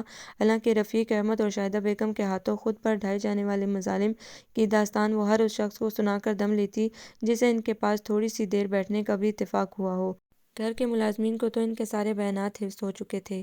ان کے اس جملے سے سگنل حاصل کرتے ہی بلقیس مومانی نے ان کی خیرخواہی میں دیر نہیں لگائی۔ تم جیسی ہمت والی تو کون ہوگی، ساری زندگی سوکن اور اس کی اولاد کے ساتھ نباہ کرتے۔ نائلہ نے اکتاہٹ کا مظاہرہ کرتے ہوئے اپنی والدہ کی طرف نگاہ کی اور قریب بیٹھی رینا سے بولی، پتہ نہیں ان لوگوں کو ہر وقت یہ پرانے قصے چھیڑے رکھنے میں کیا لطف آتا ہے، 10 مرتبہ وہی باتیں دہراتی رہتی ہیں۔ نائلہ کی ساری دلچسپی نت نئے فیشن اور موویز میں رہتی تھی، اس لیے وہ گھریلو سیاست سے جلدی بور ہو جاتی تھی۔ اپنی امی سے وہ کچھ نہ کچھ بہتر ضرور تھی۔ دراصل تمہیں اندازہ نہیں ہے کہ ہماری امی نے کتنی کٹھن زندگی گزاری ہے، ہر چیز پر تو سمیہ کی امی کا قبضہ رہا ہے، ہماری امی تو بیچاری بس سختیاں جھیلنے کے لیے تھی۔ رینا کو اپنے گھر کی اس اہم ایشو سے نائلہ کی بے نیازی برتنے کی ادا اچھی نہیں لگی۔ ان پانچوں بہن بھائیوں کے لیے شاہدہ بیگم صرف سمیہ اور فہد کی امی تھی اور چھوٹی امی کہنے کا تکلف صرف رفیق احمد صاحب کے سامنے برتا جاتا تھا۔ میرا یہ مطلب نہیں تھا۔ رینا کی ناراضگی کا خیال کر کے نائلہ کچھ شرمندہ ہوئی، پھر بات بدلنے کے خیال سے بولی، یہ کباب تم نے بہت اچھے بنائے ہیں، مجھے بھی ان کی ریسیپی ترکیب دینا۔ ہاں ہاں کیوں نہیں، رینا نے خوش ہو کر سر ہلایا۔ صبح سے یہ اور شہزین لگی ہوئی تھی باورچی خانے میں۔ نور جہاں جو ابھی ابھی اتفاق سے خاموش ہوئی تھی، نائلہ کی تعریف پر لقمہ دیے بغیر نہیں رہ سکی۔ شہزین بھابھی ساس اور نند سے لاکھ عداوت رکھنے کے باوجود منہ پر ان دونوں سے اختلاف کرنے کی غلطی کبھی نہیں کرتی تھی۔ کئی آڑے وقتوں میں وہی دونوں ان کے کام آیا کرتی تھی۔ یوں منافقت کا یہ سلسلہ بڑی کامیابی سے چل رہا تھا۔ اس وقت بھی مسکرا کر ساس کو تائیدی نظروں سے دیکھ کر رہ گئیں۔ ربیہ بھابھی کا فون آ گیا تھا۔ ان کی امی کی طبیعت خاصی خراب تھی، اس لیے وہ رات کو وہیں رک گئی تھیں۔ ان کی ساس کو برا بھی لگا۔ پتہ بھی تھا کہ گھر میں مہمان آ رہے ہیں، مگر کوئی ذمہ داری کا احساس نہیں۔ اب آپ کون سا روز روز آتی ہیں؟ بلقیس مومانی کے لیے تو ربیہ بھابھی کے ہونے یا نہ ہونے سے کوئی خاص فرق نہیں پڑتا تھا، مگر شہزین بھابھی کے لیے ساس کا اتنا کہہ دینا ہی کافی تھا۔ ایک دم ہی خوش ہو گئیں اور اسی خوشی میں وہ سب کو لاؤنج میں گپ شپ کرتا چھوڑ کر چائے بنانے چلی گئیں۔ سسرالی رشتہ داروں پر اپنا امیج اچھا رکھنے کا وہ کوئی موقع ہاتھ سے جانے نہیں دیتی تھی۔ سب سے چھوٹی بہو فوزیہ خاصے امیر باپ کی بیٹی تھی، جہیز میں بہت کچھ لائی تھی، اس کے علاوہ بھی اکثر و بیشتر قیمتی تحائف سے نوازتی رہتی تھی، اس لیے اس سے دبنے پر سب ہی مجبور تھے، مگر ربیہ سے ایک مسلسل مقابلے کی کیفیت رہتی تھی۔ ولید اپنے کاروبار کے سلسلے میں یہاں شہر میں اپنا نیا آفس کھولنے کا پروگرام لے کر آیا تھا۔ اس سلسلے کے تمام تر امکانات کے بارے میں احسن بھائی وغیرہ سے تفصیلی گفتگو کے بعد اب وہ کچھ بوریت کا شکار ہو چلا تھا۔ اتنے گھنٹوں میں اس صورت کی ایک جھلک بھی دکھائی نہیں دی تھی جس کی کشش اسے بہانے بہانے سے یہاں کھینچے لیے آتی تھی۔ ذرا اوپر جا کر پھوپھا جان کو سلام کر آؤں، ابھی سوئے تو نہیں ہوں گے؟ اس نے پہلو بدلتے ہوئے خیال ظاہر کیا۔ دل میں افسوس بھی کیا کہ اتنا مہذب بہانہ پہلے کیوں نہیں سوجا۔ یہ کوئی وقت نہیں ہے ملنے کا، رفیق بھائی تو ویسے بھی جلدی سونے کے عادی ہیں۔ بلقیس مومانی اڑتی چڑیا کے پر گننے والوں میں سے تھی۔ بیٹی کی سمیہ میں دلچسپی ان سے کیسے چھپی رہ سکتی تھی؟ اچھا، میرا خیال ہے کہ پھر آپ سویا ہی جائیں، مجھے بھی نیند آ رہی ہے۔ وہ بھی ماں کے لہجے میں چھپی تنبیہ کو سمجھ کر سخت برا مان کر اٹھ کھڑا ہوا اور چائے کی ٹرے لاتی شہزین بھابی کی مہمان نوازی کی ذرا بھی پرواہ کیے بغیر اپنے لیے مختص کیے گئے کمرے کی طرف بڑھ گیا۔ بلقیس مومانی بیٹے کے بگڑے ہوئے تیور اچھی طرح پہچان رہی تھی، مگر انہیں اس کی چندہ پرواہ نہیں تھی۔ جو وہ چاہتا تھا اسے وہ قیامت تک نہیں ہونے دیں گی، یہ تہیہ وہ بہت پہلے کر چکی تھی۔ ہاں، اس بات پر وہ اکثر دل میں حیرت زدہ ہوتی تھی کہ ان کی شاہدہ بیگم اور سمیہ سے اتنی عداوت کے باوجود ولید کے دل تک سمیہ کی رسائی کس طرح ممکن ہو سکی؟ اے نور جہاں، کیا یہ رفیق احمد نیچے آنا جانا بالکل ہی چھوڑ چکے ہیں؟ بلقیس مومانی نے چائے کا گھونٹ بھرتے ہوئے ذرا رازداری سے نور جہاں بیگم سے دریافت کیا۔ رات دیر تک جاگنے کے باوجود وہ دونوں ہی صبح سویرے اٹھنے کی عادی تھی۔ بقیہ اہل خانہ کی صبح ابھی کافی دور تھی۔ کیا پوچھتی ہیں بھابی؟ اس کی اجازت ہوگی تو آئیں گے نا، ورنہ کیا مجال ہے؟ انہوں نے ٹھنڈی آہ بھری۔ اصل وجہ یہ وہ قطعی حذف کر گئی کہ ان سب لوگوں کی عدم توجہی اور سرد مہری نے رفیق احمد کو اوپر کی منزل تک محدود ہونے پر مجبور کر دیا ہے، جہاں وہ بہرحال اپنے دور جوانی کے ان ایام کی نسبت بہت پرسکون اور خوش تھے، جب شاہدہ بیگم کے ساتھ تھوڑا سا وقت گزارنا بھی دشوار امر تھا۔ بلقیس مومانی نے تعصب سے سر ہلایا۔ ابھی کچھ کہنے جا رہی تھی کہ سامنے سے ولید کو آتا دیکھ کر ساری توجہ اس کی طرف مرکوز ہو گئی۔ وہ نہا دھو کر بالکل تیار ہو کر انہی لوگوں کی طرف آ رہا تھا۔ بڑی جلدی اٹھ گئے بیٹا؟ اس کے سلام کے جواب میں سر ہلاتے ہوئے نور جہاں بیگم نے بڑی محبت سے پوچھا۔ میں تو روزانہ اس سے بھی جلدی اٹھ جاتا ہوں۔ ہماری امی کو بہت غصہ آتا ہے دیر تک سونے والوں پر، کہتی ہیں کہ نحوست پھیلتی ہے۔ آپ کچھ نہیں کہتی ان سب لوگوں کو؟ وہ بڑے ناصحانہ موڈ میں تھا۔ بلقیس مومانی تو اس کے یوں جتانے پر شرمندہ ہی ہوئی، لیکن نور جہاں بیگم نے دل ہی دل میں رینا کو 10 صلواتیں سنا کر صفائی پیش کرنی لازمی سمجھی۔ یہ بچیاں رات دیر تک باتوں میں لگی رہی ہیں نا، اسی لیے نہیں اٹھی، ورنہ رینا تو مجھ سے بھی پہلے کی اٹھی ہوتی ہے۔ بڑی اچھی عادت ہے۔ وہ فوراً ہی ان سے متفق ہو گیا۔ نور جہاں بیگم نے شکر ادا کیا۔ ولید کی کج بحثی کی عادت سے وہ خائف رہتی تھیں، منہ پھٹ بھی تھا، مگر سب برائیوں کے باوجود انہیں دل سے رینا کے لیے پسند تھا۔ بلقیس مومانی ان کی سب سے بڑی غمخسار تھی اور ان کے مرحوم شوہر نے خاصی زمین جائیداد چھوڑی تھی۔ ایسی جگمگاتے بیک گراؤنڈ کو دیکھتے ہوئے رینا کا مستقبل بھی ان کی نظر میں روشن تھا۔ یہ اوپر کیا کرنے چلے ہو؟ بلقیس مومانی نے اسے سیڑھیوں کا رخ کرتے دیکھا تو فوراً ہی بولی، پھوپھا جان سے ملنے جا رہا ہوں، پھر وہاں کم از کم ناشتہ تو تیار ہوگا ہی، یہاں تو ابھی کوئی آثار ہی نہیں ہے۔ ولید نے سیڑھیاں چڑھنے میں اتنی تیزی دکھائی اور دونوں خواتین ہیں ہیں کرتی رہ گئیں۔ شیشے کی داخلی دروازے کے اس پار نظر سیدھی اس کی طرف گئی۔ ڈائننگ ٹیبل پر لمبے سفید اور گلابی پھولوں کے عقب میں سمیہ کا مسکراتا ہوا چہرہ ولید کے لیے ان لمحات میں شاید یہ دنیا کا سب سے خوبصورت نظارہ تھا۔ چند لمحے بڑی خاموشی سے آگے کی طرف سر کر کے وہ یقیناً کچھ اور دیر میں بڑی خوشی سے اس خوبصورت مصروفیت میں گم کر رہ سکتا تھا، اگر کسی بات پر مسکراتی سمیہ کی نظر خود اس پر نہ پڑتی۔ ناچار دروازے کو ہلکا سا نوک کرنا ہی پڑا۔ رفیق احمد اور شاہدہ بیگم جو دونوں اس کی جانب پشت کیے بیٹھے تھے فوراً ہی متوجہ ہوئے۔ دروازہ بند نہیں تھا، صرف برابر کیا ہوا تھا۔ وہ ہلکا سا دھکا دے کر خود ہی اندر آ گیا۔ وہ دونوں اسے دیکھ کر بہت خوش ہوئے تھے اور کھلے دل سے اس کا اظہار بھی کر رہے تھے۔ ان کی محبتوں کی دل سے قدر کرنے کے باوجود ولید ابھی پچھلے لمحات کا اسیر تھا، حالانکہ نظر ملتے ہی سمیہ کے چہرے پر پھیلی مسکراہٹ کو اس نے جس تیزی سے غائب ہوتے دیکھا تھا، وہ چیز اندر کہیں تکلیف دے رہی تھی۔ تم سے مل کر جی بہت خوش ہوتا ہے، تمہارے والد مرحوم یاد آتے ہیں، پرخلوص، صاف اور شفاف دل کے مالک، تم نے بہت سی باتیں انہی سے چرا لی ہیں۔ رفیق احمد نے اسے دیکھتے ہوئے شفقت سے کہا۔ حقیقت بھی یہی تھی۔ بلقیس مومانی کی تمام تر ناپسندیدہ عادتوں کے برخلاف ان کے مرحوم شوہر ایک نیک طبیعت شخص تھے۔ رفیق احمد کے گہرے دوستوں میں سے ایک ولید میں بھی وہ اس کے والد کی عادتوں کا عکس پاتے تھے۔ میں بھی ناشتہ کروں گا آپ سب کے ساتھ، سمیہ ذرا اچھی سی چائے تو بناؤ۔ اس نے پلیٹ نزدیک سرکائی۔ اس کا اپنے ساتھ یہ بے تکلف انداز سمیہ کو بہت سخت ناپسند تھا۔ وہ اپنی اس ناپسندیدگی کو وہ چھپانے کی کوشش بھی نہیں کرتی تھی۔ کیوں؟ نیچے اتنے لوگ ہیں، وہیں بنوا کر پی لیتے، ہماری چائے تو اب ٹھنڈی ہو رہی ہے۔ شاہدہ بیگم کو اس کا یہ انداز گفتگو جتنا کھلتا تھا وہ اتنا ہی اس میں طاق ہوتی جا رہی تھی۔ چلو جا کر تازہ چائے بنا کر لاؤ۔ سمیہ منہ بنا کر اٹھ گئی تو وہ بڑی شرمندگی سے بولی، خیال نہ کرنا بیٹے، اس کی تو عادت ہے بلا سوچے سمجھے بے تکا بولنے کی۔ ارے پھوپھی جان چھوڑیں آپ بھی بس۔ ولید کو اس سادہ دل ہستی کی یہ معذرت اچھی نہیں لگی۔ شاہدہ بیگم سے اس کا کوئی خونی رشتہ نہیں تھا، مگر وہ اسے بچپن سے ہی بہت اچھی لگا کرتی تھی۔ ہمہ وقت محبت لٹاتی، پرسکون ان کی موجودگی کسی خاموش سے بہتے ہوئے ٹھنڈے پانی کے چشمے کا سا احساس دلاتی تھی۔ اپنی پھوپھی اور والدہ کی شرانگیز عادتوں سے وہ ہمیشہ ہی خائف رہتا تھا۔ رفیق صاحب اس کی مصروفیتوں کے بارے میں پوچھتے رہے اور شاہدہ بیگم اسے اصرار کر کے ناشتہ کراتی رہیں۔ سمیہ چائے بنا کر لے آئی تھی۔ تمام تر بے نیازی کے باوجود صرف کسی جگہ اس کی موجودگی کا احساس ہی ولید کے لیے کتنا تسکین بخش تھا، یہ صرف وہی جانتا تھا۔ اپنے سامنے رکھے چائے کے کپ سے اٹھتی بھاپ پر نظریں جمائے ولید کو اس وقت اپنا آپ بہت خوش قسمت محسوس ہو رہا تھا۔ میرا خیال ہے کہ نیچے چل کر تمہاری امی سے مل لیا جائے، ورنہ انہیں شکایت ہوگی۔ رفیق احمد نے مسکراتے ہوئے خیال ظاہر کیا تو ولید کے کچھ کہنے سے پیشتر ہی شاہدہ بیگم بول پڑی، میں بھی آپ کے ساتھ ہی چلتی ہوں۔ وہ ان دونوں خواتین سے تنہائی میں سامنا کرنے سے اب تک گھبراتی تھیں، آخر برسوں کی زخم خوردہ تھیں۔ سمیہ جانتی تھی کہ انہیں روکنا فضول ہے۔ ان کے اپنے قاعدے تھے لحاظ اور مروت کے، جن کی پاسداری کرنا ان کے لیے اشد ضروری تھا۔ ولید کا دل اتنی جلدی وہاں سے اٹھنے کو نہیں چاہ رہا تھا، مگر ان دونوں کو اٹھتا دیکھ کر ناچار کھڑا ہونا ہی پڑا۔ اس کا خیال تھا کہ شاید سمیہ بھی نیچے جائے گی، مگر اس کی طرف سے ایسے کسی اشتیاق کا قطعی مظاہرہ نہیں ہوا تھا۔ تم نہیں چل رہی؟ وہ پوچھے بغیر نہیں رہ سکا۔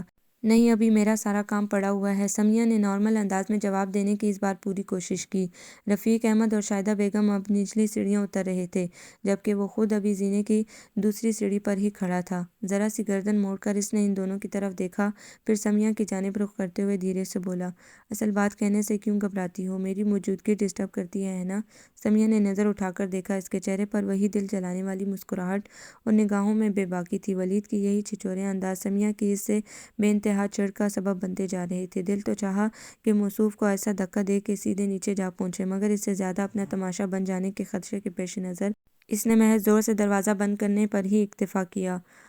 ولید نے بند دروازے کو مصنوعی غصے سے دیکھا۔ سمیہ کا ری ایکشن اس کے لیے غیر متوقع نہیں تھا، مگر وہ پھر بھی خوش تھا۔ جب سے اس پر اپنے جذبے کی گہرائی کا انکشاف ہوا تھا، وہ سمیہ کو حال دل سنانے کا کوئی موقع ہاتھ سے نہیں جانے دیتا تھا۔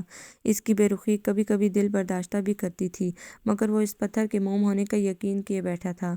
ربیہ بھابھی بھی میکے سے واپس آ چکی تھیں۔ ان کی امی کی طبیعت اب پہلے سے بہتر تھی۔ نور جہاں بیگم نے بھی سکھ کا سانس لیا تھا۔ ان 3-4 دنوں میں کھانا زیادہ تر باہر سے ہی منگوایا جاتا رہا تھا، وہ بھی اس ڈھنگ سے کہ بلقیس مومانی کے علم میں نہ آ سکے۔ اس کے سامنے گھر کی ہی فخریہ پیشکش ثابت کر کے متاثر کرنے کی کوشش کی جاتی تھی۔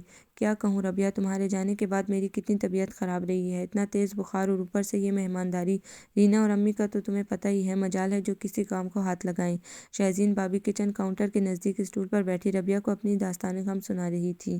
وہ فطرتاً موقع پرست تھی، کسی کے بھی سامنے اپنے پچھلے موقف سے انحراف کر لینا ان کے لیے قطعی دشوار نہیں تھا۔ ہر ایک کو اپنے ہاتھ میں رکھ کر وہ خود کو بہت عقل مند تصور کیا کرتی تھی۔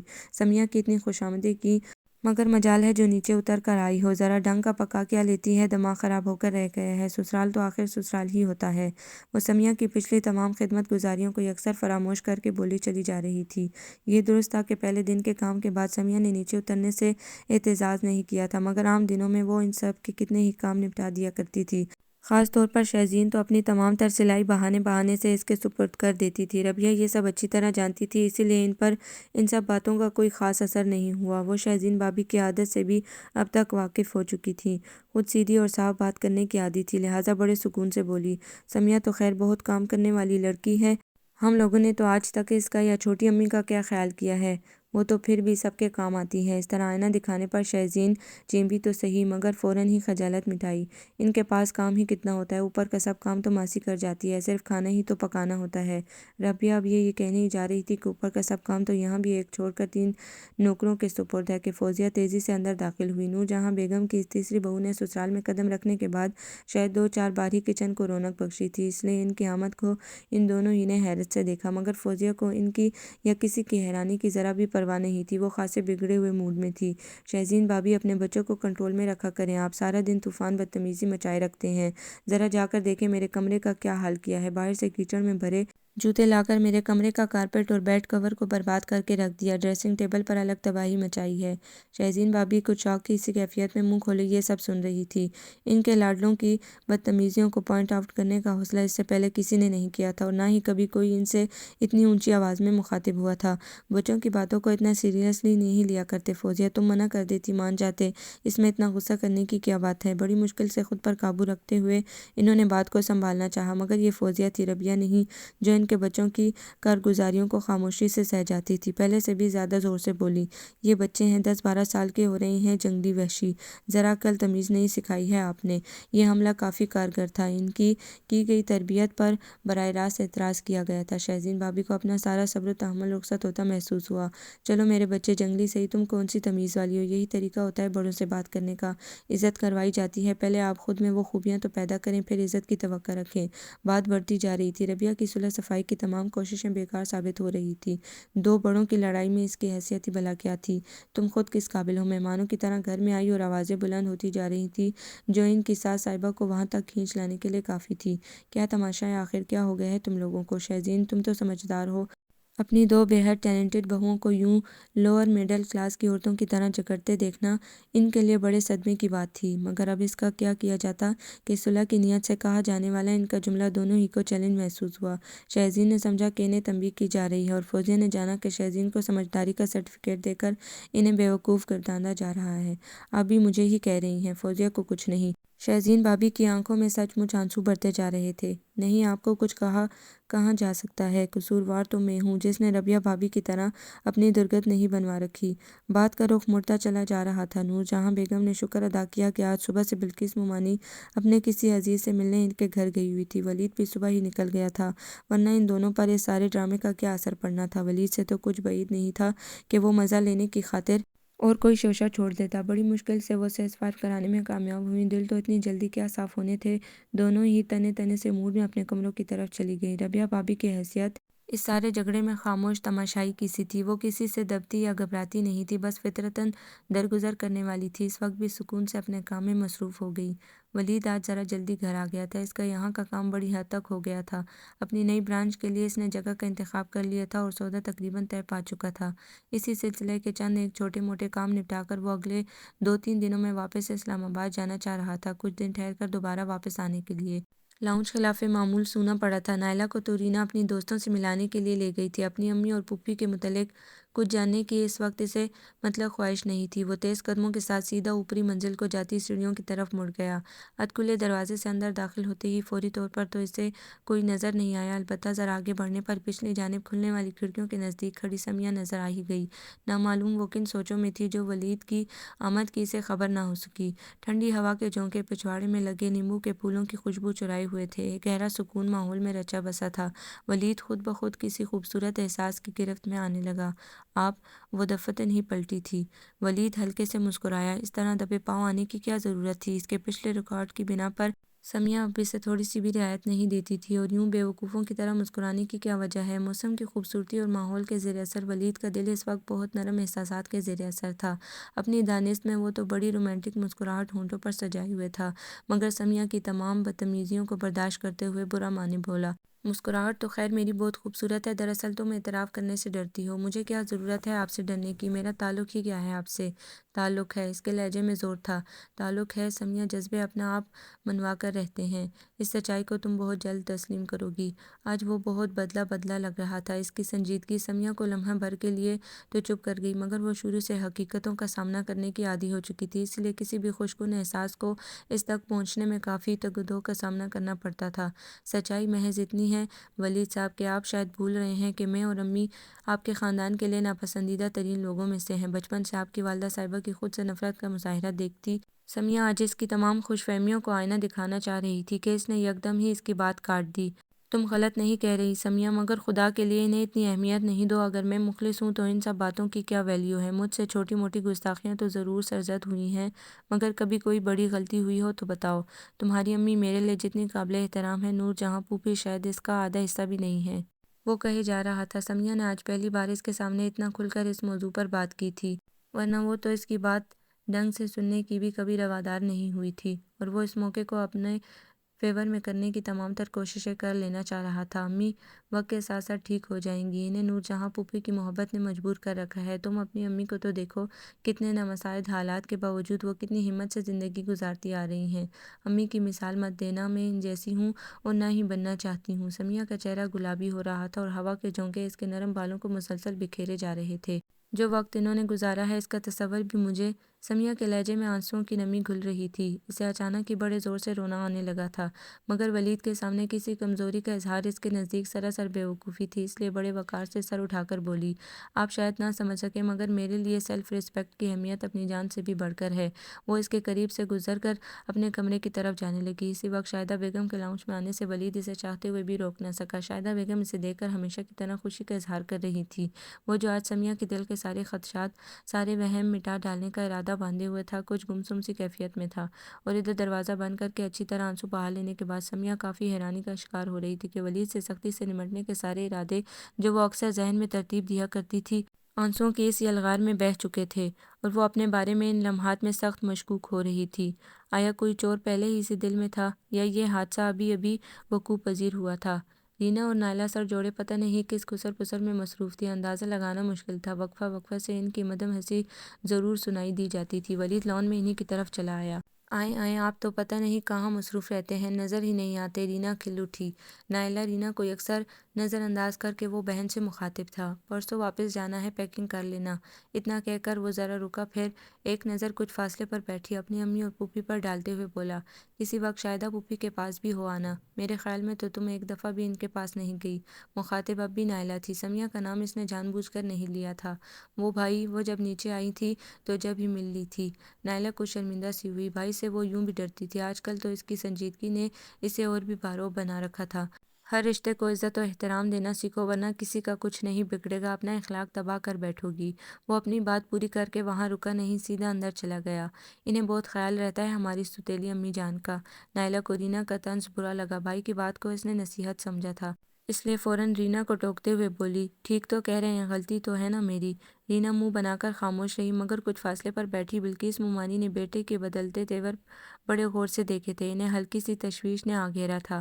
اب جب کہ وہ نور جہاں بیگم سے رینا کو بہو بنانے کی خواہش کا سرسری سا تذکرہ چھیڑ چکی تھی، ولید کا رویہ انہیں چونکا گیا تھا۔ بہرحال اتنا یقین انہیں ضرور تھا کہ وہ ان کی مرضی کے خلاف نہیں جا سکتا۔ اپنی تمام خودسری کے باوجود وہ ایک محبت کرنے والا بیٹا تھا۔ اب تو گھر چل کر ہی کھل کر بات کروں گی، یہی سوچ کر انہوں نے خود کو تسلی دی اور نور جہاں بیگم کی طرف متوجہ ہو گئیں، جو یہ صفائی دینے میں مصروف تھی کہ شہزین اور فوزیہ کچھ الگ الگ سی ان دنوں کیوں نظر آ رہی ہیں۔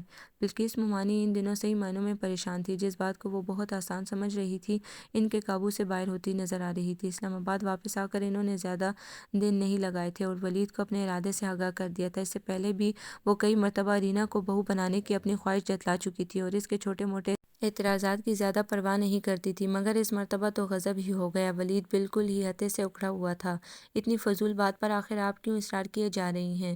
کئی مرتبہ منع کر چکا ہوں، پھر وہی قصہ۔ آج چھٹی کا دن تھا، ناشتے کی میز پر اسے بڑے خوشگوار موڈ میں دیکھ کر انہوں نے حالانکہ بڑے سلیقے سے بات شروع کی تھی، مگر بے سود۔ کوئی معقول وجہ بھی تو ہو تمہارے انکار کی، صورت شکل تعلیم سلیقہ پھر لاکھوں کا جہیز۔ امی پلیز، ولید سخت بیزار ہو رہا تھا، اتنی ہلکی بات تو نہ کریں، ہمیں کسی چیز کی کمی ہے جو ہم دوسروں پر نظر رکھیں۔ لو اور سنو، میں نے کوئی دنیا سے انوکھی بات تو نہیں کی ہے، زمانے کا دستور ہے، لوگ جہیز دیتے اور لیتے چلے آئے ہیں، کیا ہم نائلہ کو کچھ نہیں دیں گے؟ وہ خفا ہو گئی، ان کی سمجھ میں یہ بات نہیں آ کے دے رہی تھی کہ اس قدر نفع بخش شادی پر اس کے اعتراض اتنے شدید کیوں ہیں۔ مجھے نہیں خبر زمانے میں کیا ہوتا ہے اور کیا نہیں، بس میں نے کہہ دیا اس ذکر کو یہیں ختم کر دیں۔ کیسے ختم کر دوں؟ آخر میری بھی کوئی حیثیت ہے، میں نے اس بار نور جہاں سے ذکر کر دیا ہے۔ ولید پر زور ڈالنے کے لیے انہیں کہنا ہی پڑا۔ کیا؟ وہ بوکھلا سا گیا، کیا ذکر کر دیا ہے آپ نے؟ یہی تمہارے لیے رینا کا رشتہ مانگنے کا، اور کیا؟ ان کے مطمئن انداز پر ولید کا سر پیٹ لینے کو دل چاہا۔ حد کرتی ہیں امی آپ بھی، کم از کم مجھ سے پوچھا تو ہوتا، اس طرح تو لڑکیوں کے ساتھ بھی نہیں کیا جاتا، ان سے بھی۔ ارے 10 دفعہ تو تم سے ذکر کر چکی تھی، اور کون سا ابھی باقاعدہ طے کر دیا ہے؟ اس کے بڑھتے ہوئے غصے کا وہ زیادہ اثر نہیں لے رہی تھی۔ کہہ آئی ہوں اگلی بار باقاعدہ رشتہ لے کر آؤں گی۔ ٹھیک ہے، پھر آپ خود ہی نپٹیے گا، میں بہرحال کسی صورت رینا سے شادی نہیں کروں گا، یہ اچھی طرح سمجھ لیں۔ ارے جا کہاں رہے ہو، ذرا ڈھنگ سے بیٹھ کر بات تو سنو۔ اسے اٹھتا دیکھ کر انہوں نے ذرا لجاجت سے کہا، ولید کو کسی طور بھی منانا ان کے لیے ضروری تھا۔ ذرا سوچو تو، دیکھی بھالی لڑکی ہے، بری بھلی جیسی بھی ہے، رفیق احمد سے تو تم خود کتنے مانوس ہو، کتنی تعریفیں کرتے ہو، ان کی بیٹی میں کیا ان کا اثر نہیں آیا ہوگا؟ ولید نے گہری سانس لیتے ہوئے ان کی طرف دیکھا، پھر نرمی سے بولا، ان کی ایک اور بیٹی بھی تو ہے امی، اس پر آپ کی نظر انتخاب کیوں نہیں پڑی؟ رینا سے کہیں زیادہ سلجھی ہوئی اور باشعور۔ سمیہ کا ذکر کرتے ہوئے اس کا لہجہ کتنا بدل گیا تھا، بلکہ اس مومانی کے وہم و گمان میں بھی نہیں تھا کہ وہ اتنا آگے چلا گیا ہے۔ کچھ شک تو انہیں پہلے بھی تھا، مگر وقتی جھکاؤ جان کر انہوں نے زیادہ اندیشے نہیں پالے تھے، اور اب ولید کے انداز کہانی کا دوسرا ہی رخ بیان کر رہے تھے۔ ساری مصلحتوں کو بالائے طاق رکھ کر وہ سخت طیش میں آ گئیں۔ تو اصل بات یہ ہے، میں بھی کہوں آخر دوڑ دوڑ کر اوپر ہی کیوں جایا جاتا ہے؟ ارے جیسی ماں ویسی ہی بیٹی۔ ماں نے زندگی بھر رفیق احمد کو اپنے پھندے سے نہیں نکلنے دیا، تو بیٹی آخر؟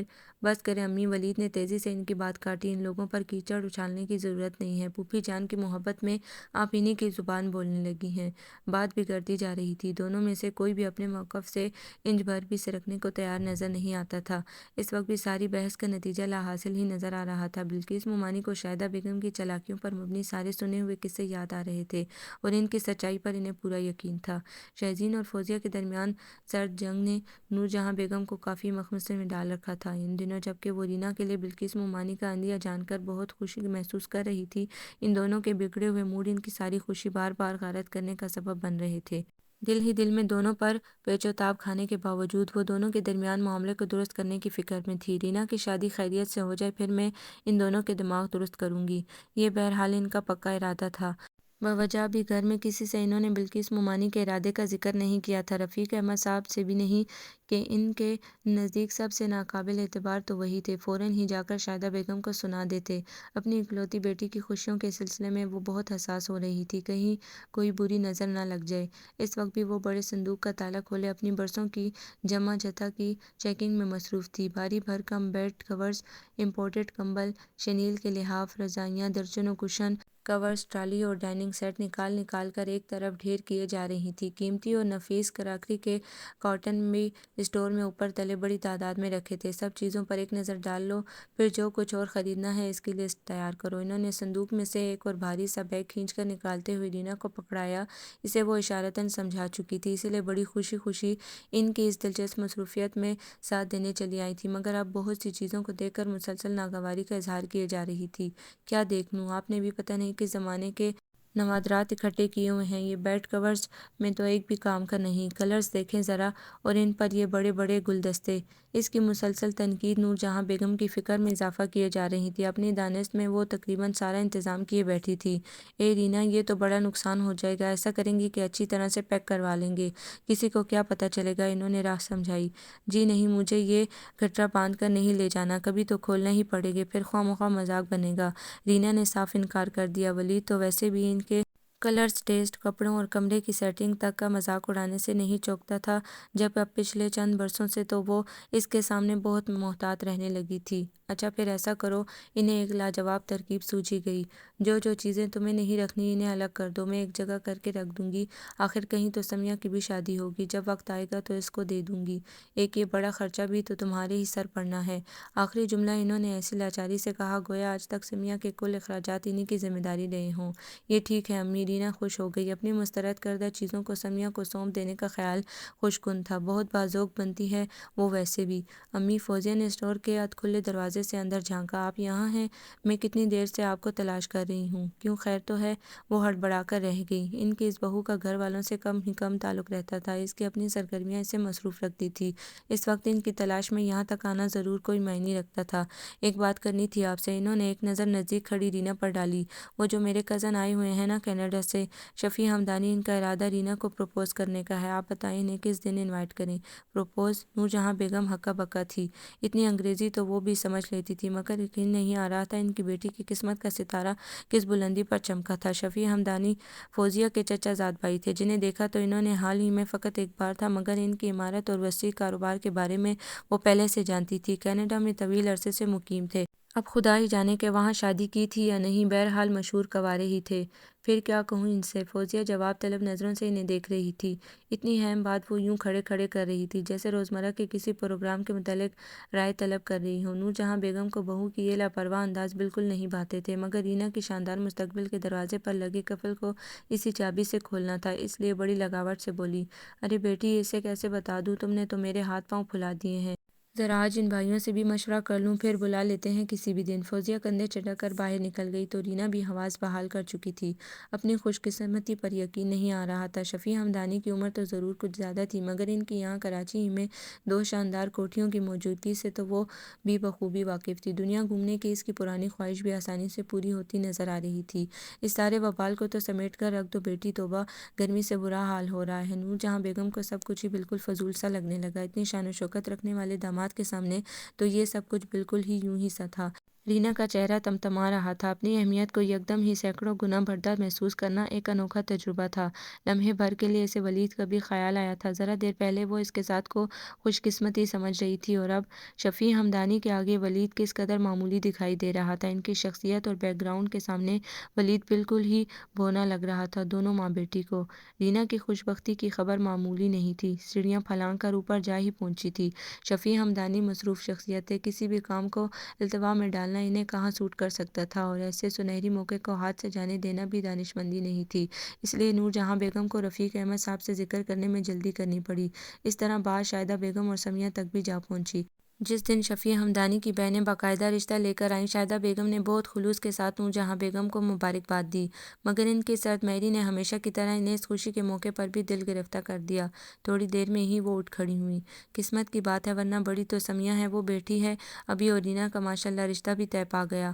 پاندان کا ڈھکن بند کرتے ہوئے نور جہاں بیگم نے مزید ہلکے پن کا مظاہرہ کیا تو شاہدہ بیگم کے چہرے پر پھیکی سی مسکراہٹ آ گئی۔ اللہ مالک ہے آپا، اللہ سب کی بچیوں کی قسمت اچھی کرے۔ انہیں سیڑھیوں کی جانب بڑھتا دیکھ کر ایک فخریہ مسکراہٹ نور جہاں بیگم کے لبوں پر کھیلنے لگی۔ احساس برتری ایک نشہ بن کر سارے وجود پر چھا رہا تھا۔ حبس اور اب ان نیم گرم دنوں میں ایک بے نام سی خاموشی کا شکار سمیہ اپنے آپ کو حد درجہ مصروف رکھنے لگی تھی۔ گھر کو نت نئے انداز سے ڈیکوریٹ کرتے رہنا اس کا پرانا شوق تھا۔ آج کل اس نے اپنے اسی مشغلے کی آڑ ڈھونڈی ہوئی تھی۔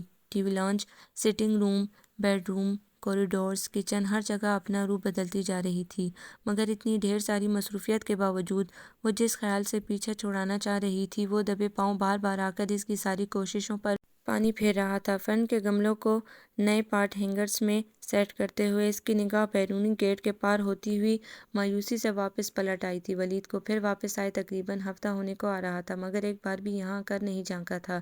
اپنے کسی دوست کی وساطت وہ یہاں رہائش کا بندوبست کر چکا تھا۔ رفیق احمد صاحب کے پاس سے اس کا 2 مرتبہ فون آ چکا تھا، جس کی وجہ سے سمیہ اتنا بھی جان سکی تھی۔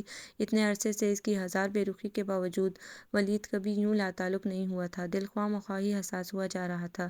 حد ہے سمیہ بی بی، اپنے متعلق آپ کے سارے دعوے اتنے بودے ٹھہرے، بہت بولڈ، بہت حقیقت پسند ظاہر کرتی تھی خود کو۔ اس ڈپریسنگ کیفیت سے خود کو باہر نکالنے کی کوشش کرتے ہوئے سمیہ نے خود کو اچھی طرح سرزنش کر ڈالی۔ مغرب کا وقت ہوا چاہتا تھا۔ وہ نماز پڑھنے کی وجہ سے بالکنی سے ہٹ کر اندر چلی آئی۔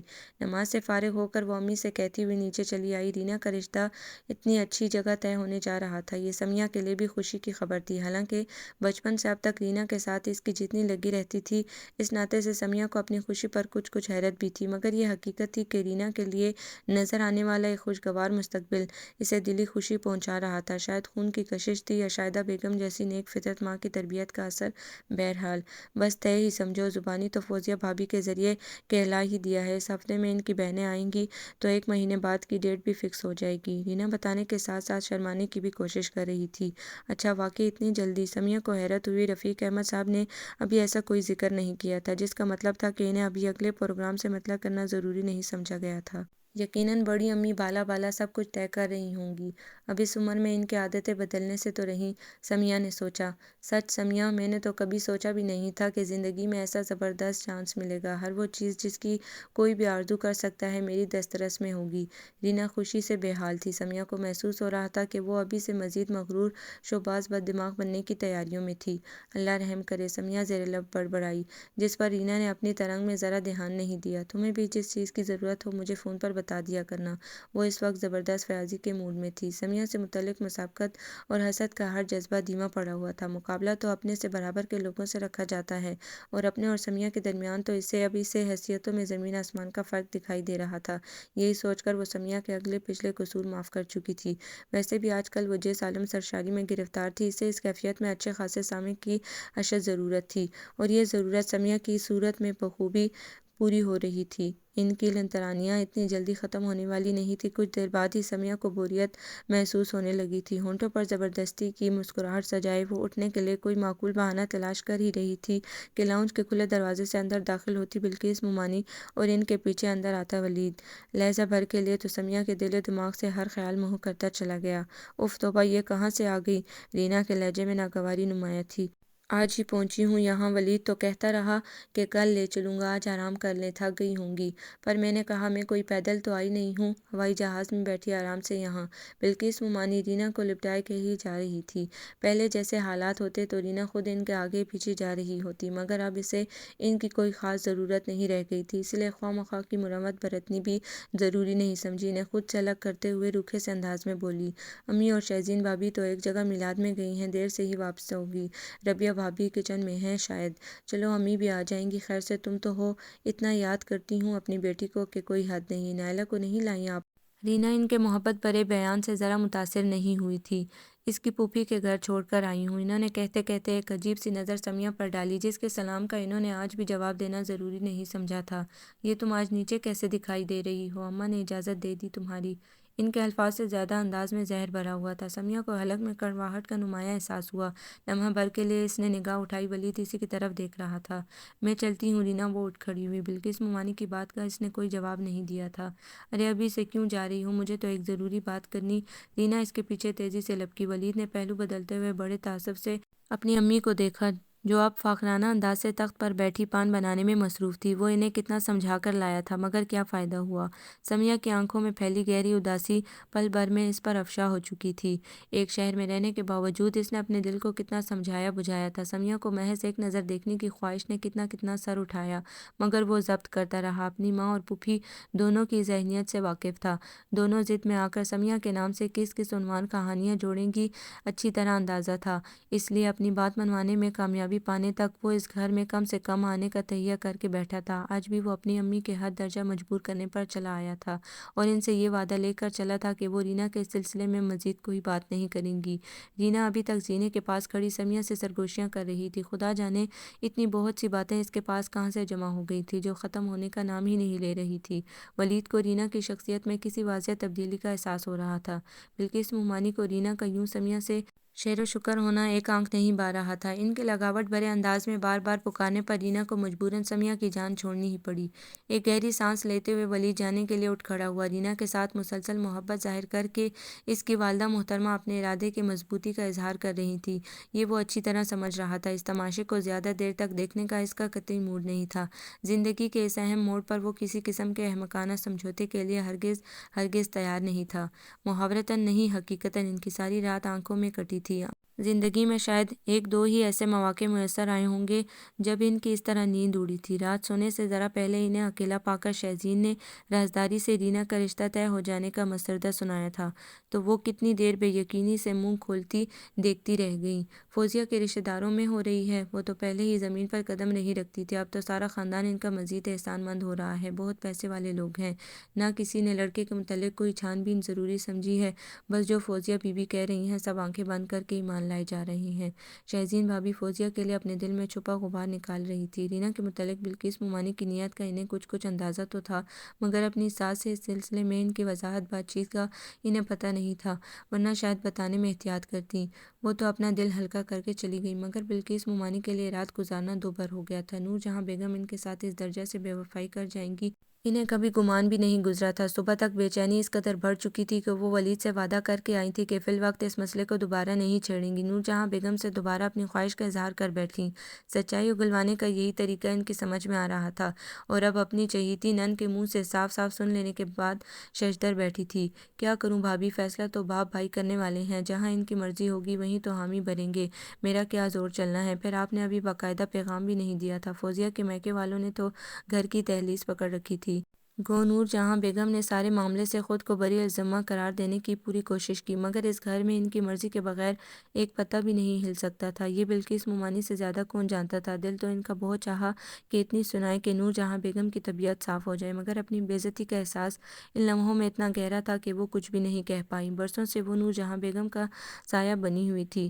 ہر موقع پر وہ ان کی موجودگی اور عدم موجودگی دونوں میں ان کی مضبوط ترین حلیف ثابت ہوتی۔ سارا خاندان ان دونوں کے تعلقات کی گہرائی سے آگاہ تھا، اور اب اس عمر میں وہ اپنے جوان اکلوتے بیٹے سے محض نور جہاں بیگم کی خاطر ہی بری بنی ہوئی تھی۔ مگر ان ساری باتوں کا کیا صلہ ملا؟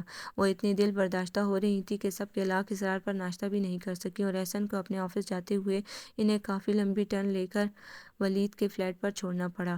دھوپ خاصی تیز تھی۔ سمیہ نے چادر کو اچھی طرح لپیٹتے ہوئے قدموں کی رفتار تھوڑی بڑھائی۔ گرمیاں جاتے جاتے بھی اپنا رنگ دکھا رہی تھی۔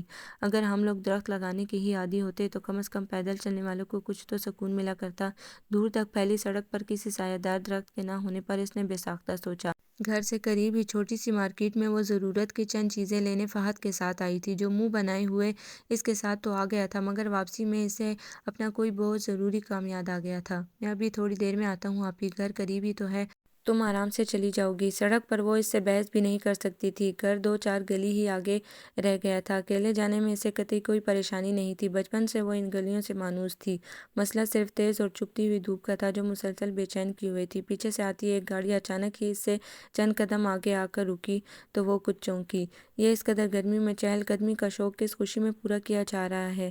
گاڑی کا شیشہ نیچے کیے وہ بہت دلچسپی سے اسی کی طرف دیکھ رہا تھا۔ سمیہ کو اس بیزار کن سچویشن میں اس کی یہ انٹری خاصی افسانوی لگی۔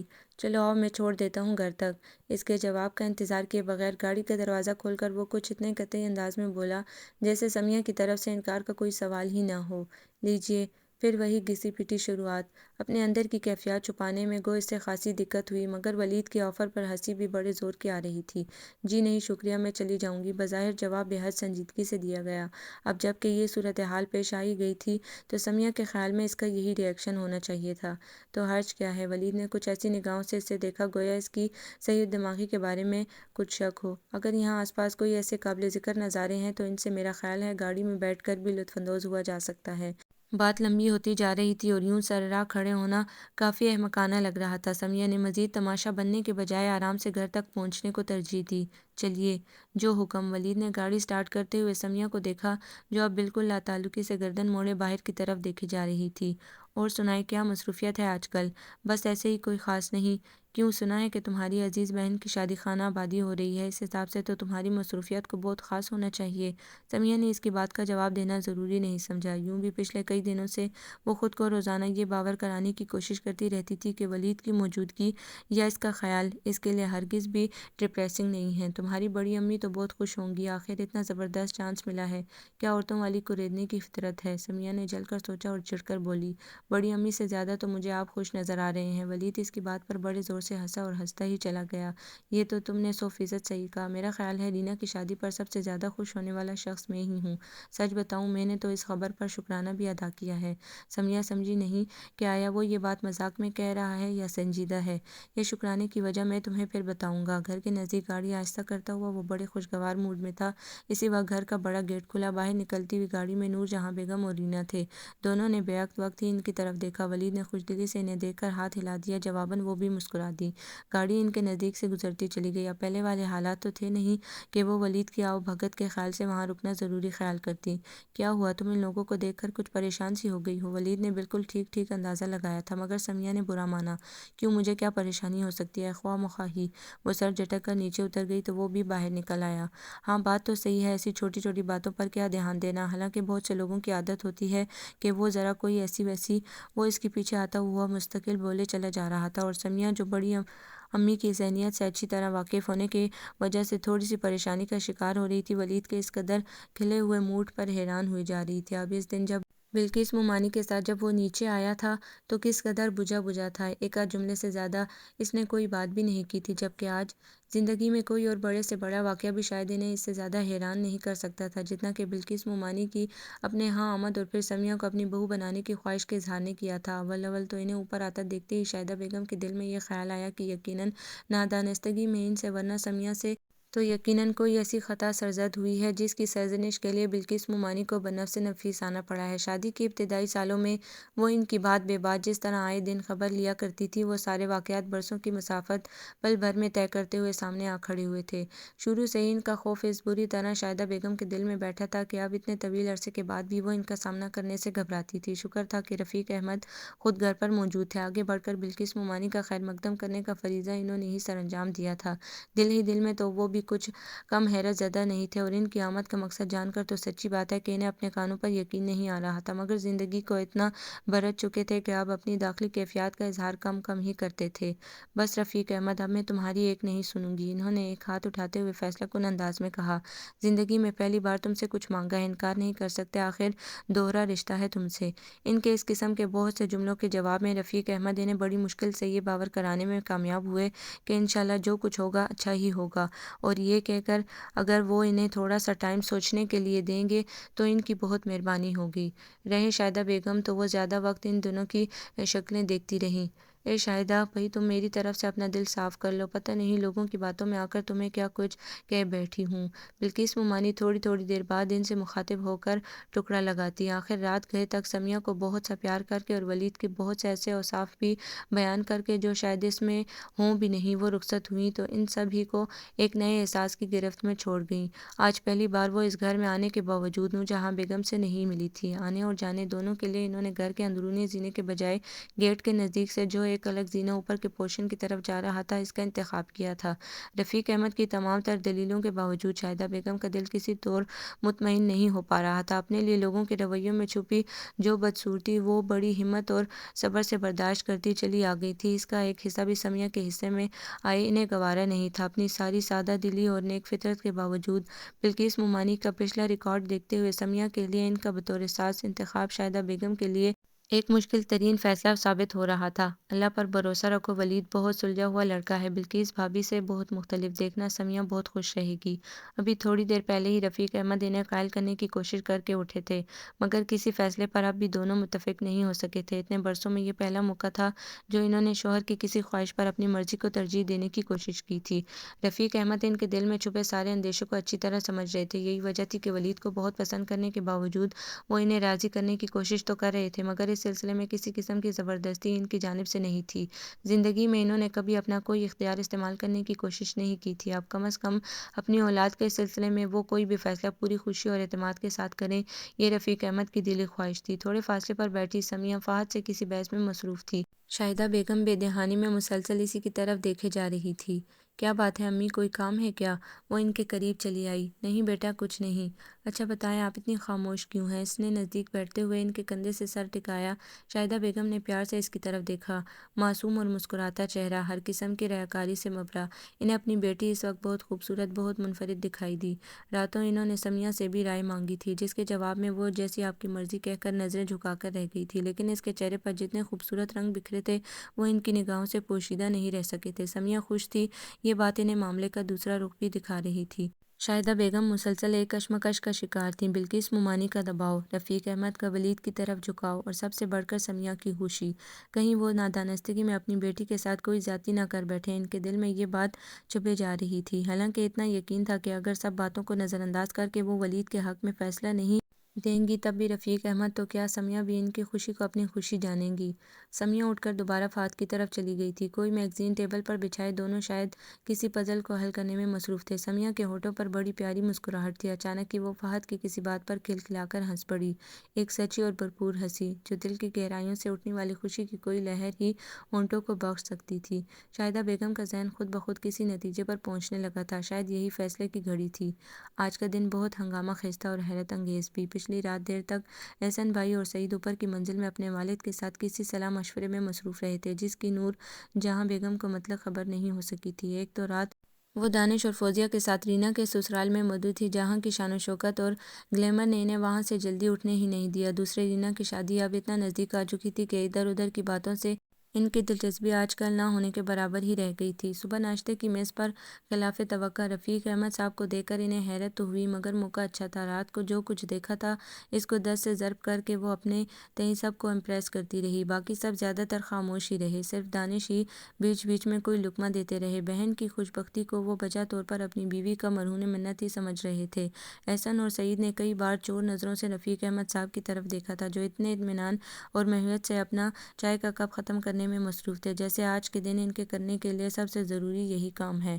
اور جب سب کے خیال میں نور جہاں بیگم کے پاس رینا کے سسرال کا قصیدہ ختم ہو چکا تھا، رفیق احمد نے دھماکہ کر ہی ڈالا۔ بہرحال جو بھی ہو، میں نے رینا کی شادی یہاں نہ کرنے کا فیصلہ کر لیا ہے۔ وہ بہت سکون سے نور جہاں بیگم سے براہ راست مخاطب ہوئے۔ ان کے اس جملے سے جو طوفان آنا تھا وہ بڑی شدت سے آیا، مگر وہ اسی اطمینان سے بیٹھے رہے۔ شدید ترین رد عمل ظاہر ہے یہ نور جہاں بیگم اور پھر دانش اور فوزیہ کا تھا۔ ایسے کیسے فیصلہ کر لیا؟ کوئی کھیل تماشا ہے؟ کارڈ تک چھپ کر آ چکے ہیں، میں تو کسی قیمت پر شادی نہیں ملتوی کر سکتی۔ نور جہاں بیگم کی آواز غصے سے پھٹی جا رہی تھی۔ کارڈ چھپ کر آئے ہیں، ابھی بٹے نہیں ہیں، اور اگر بٹ بھی جاتے تو ان حالات میں میرا یہی فیصلہ ہوتا۔ رفیق احمد کے لہجے میں اتنی قطعیت اس گھر کے در و بام سے شاید پہلی مرتبہ سنی تھی، اور ان کا یہ انداز نور جہاں بیگم کو مزید تل ملائے دے رہا تھا۔ وہ کسی صورت ہار ماننے کو تیار نہیں تھی۔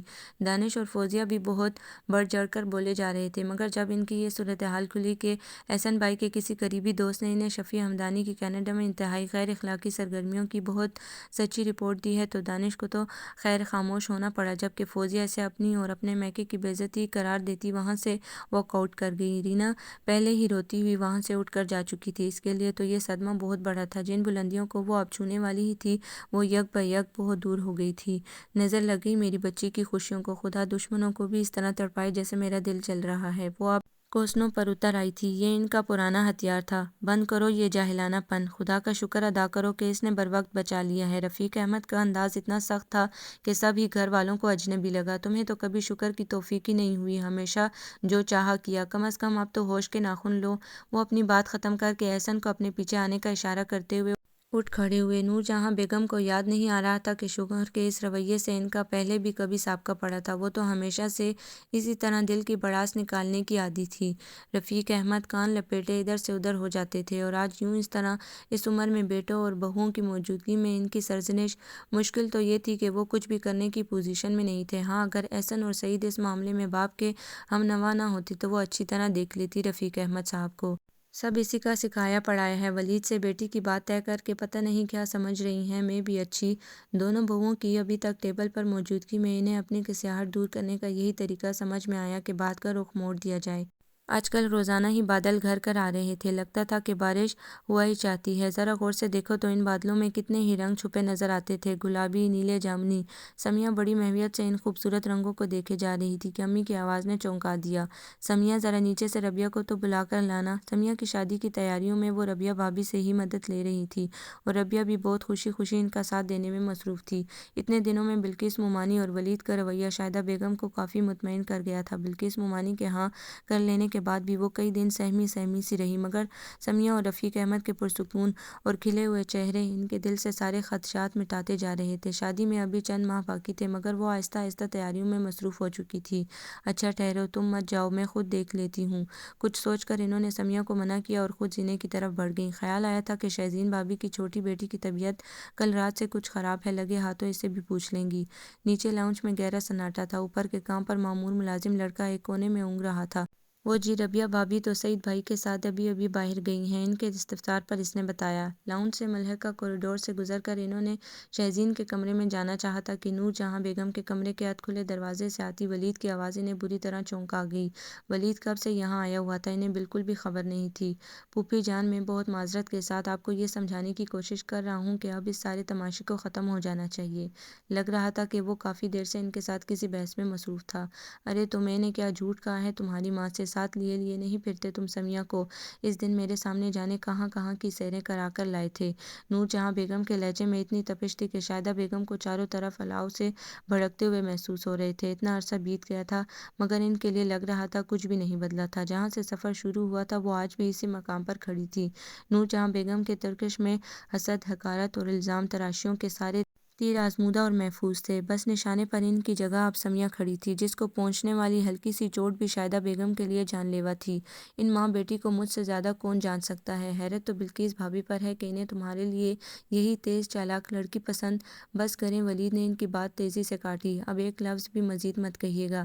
میں آپ کو صاف صاف بتا رہا ہوں کہ سمیہ کے لیے کوئی غیر مناسب لفظ میری موجودگی میں ادا کیا گیا تو کہنے والا چاہے کوئی بھی ہو، میرے نزدیک اس کا عزت و احترام بھی کوئی معنی نہیں رکھے گا۔ ولید بمشکل اپنا غصہ دباتا ہوا ان سے مخاطب تھا۔ باہر کھڑی شاہدہ بیگم ایک ہاتھ سے دیوار کا سہارا لیے ایک عجیب سی کیفیت میں تھی۔ سمیہ میری ہونے والی بیوی ہے، اس کی عزت کیسے کرنی اور کروانی ہے یہ میں اچھی طرح جانتا ہوں، اور جہاں تک میری امی کا تعلق ہے وہ بھی اب پہلے والی نہیں رہی ہیں، حقیقت کو بڑی حد تک سمجھ چکی ہیں۔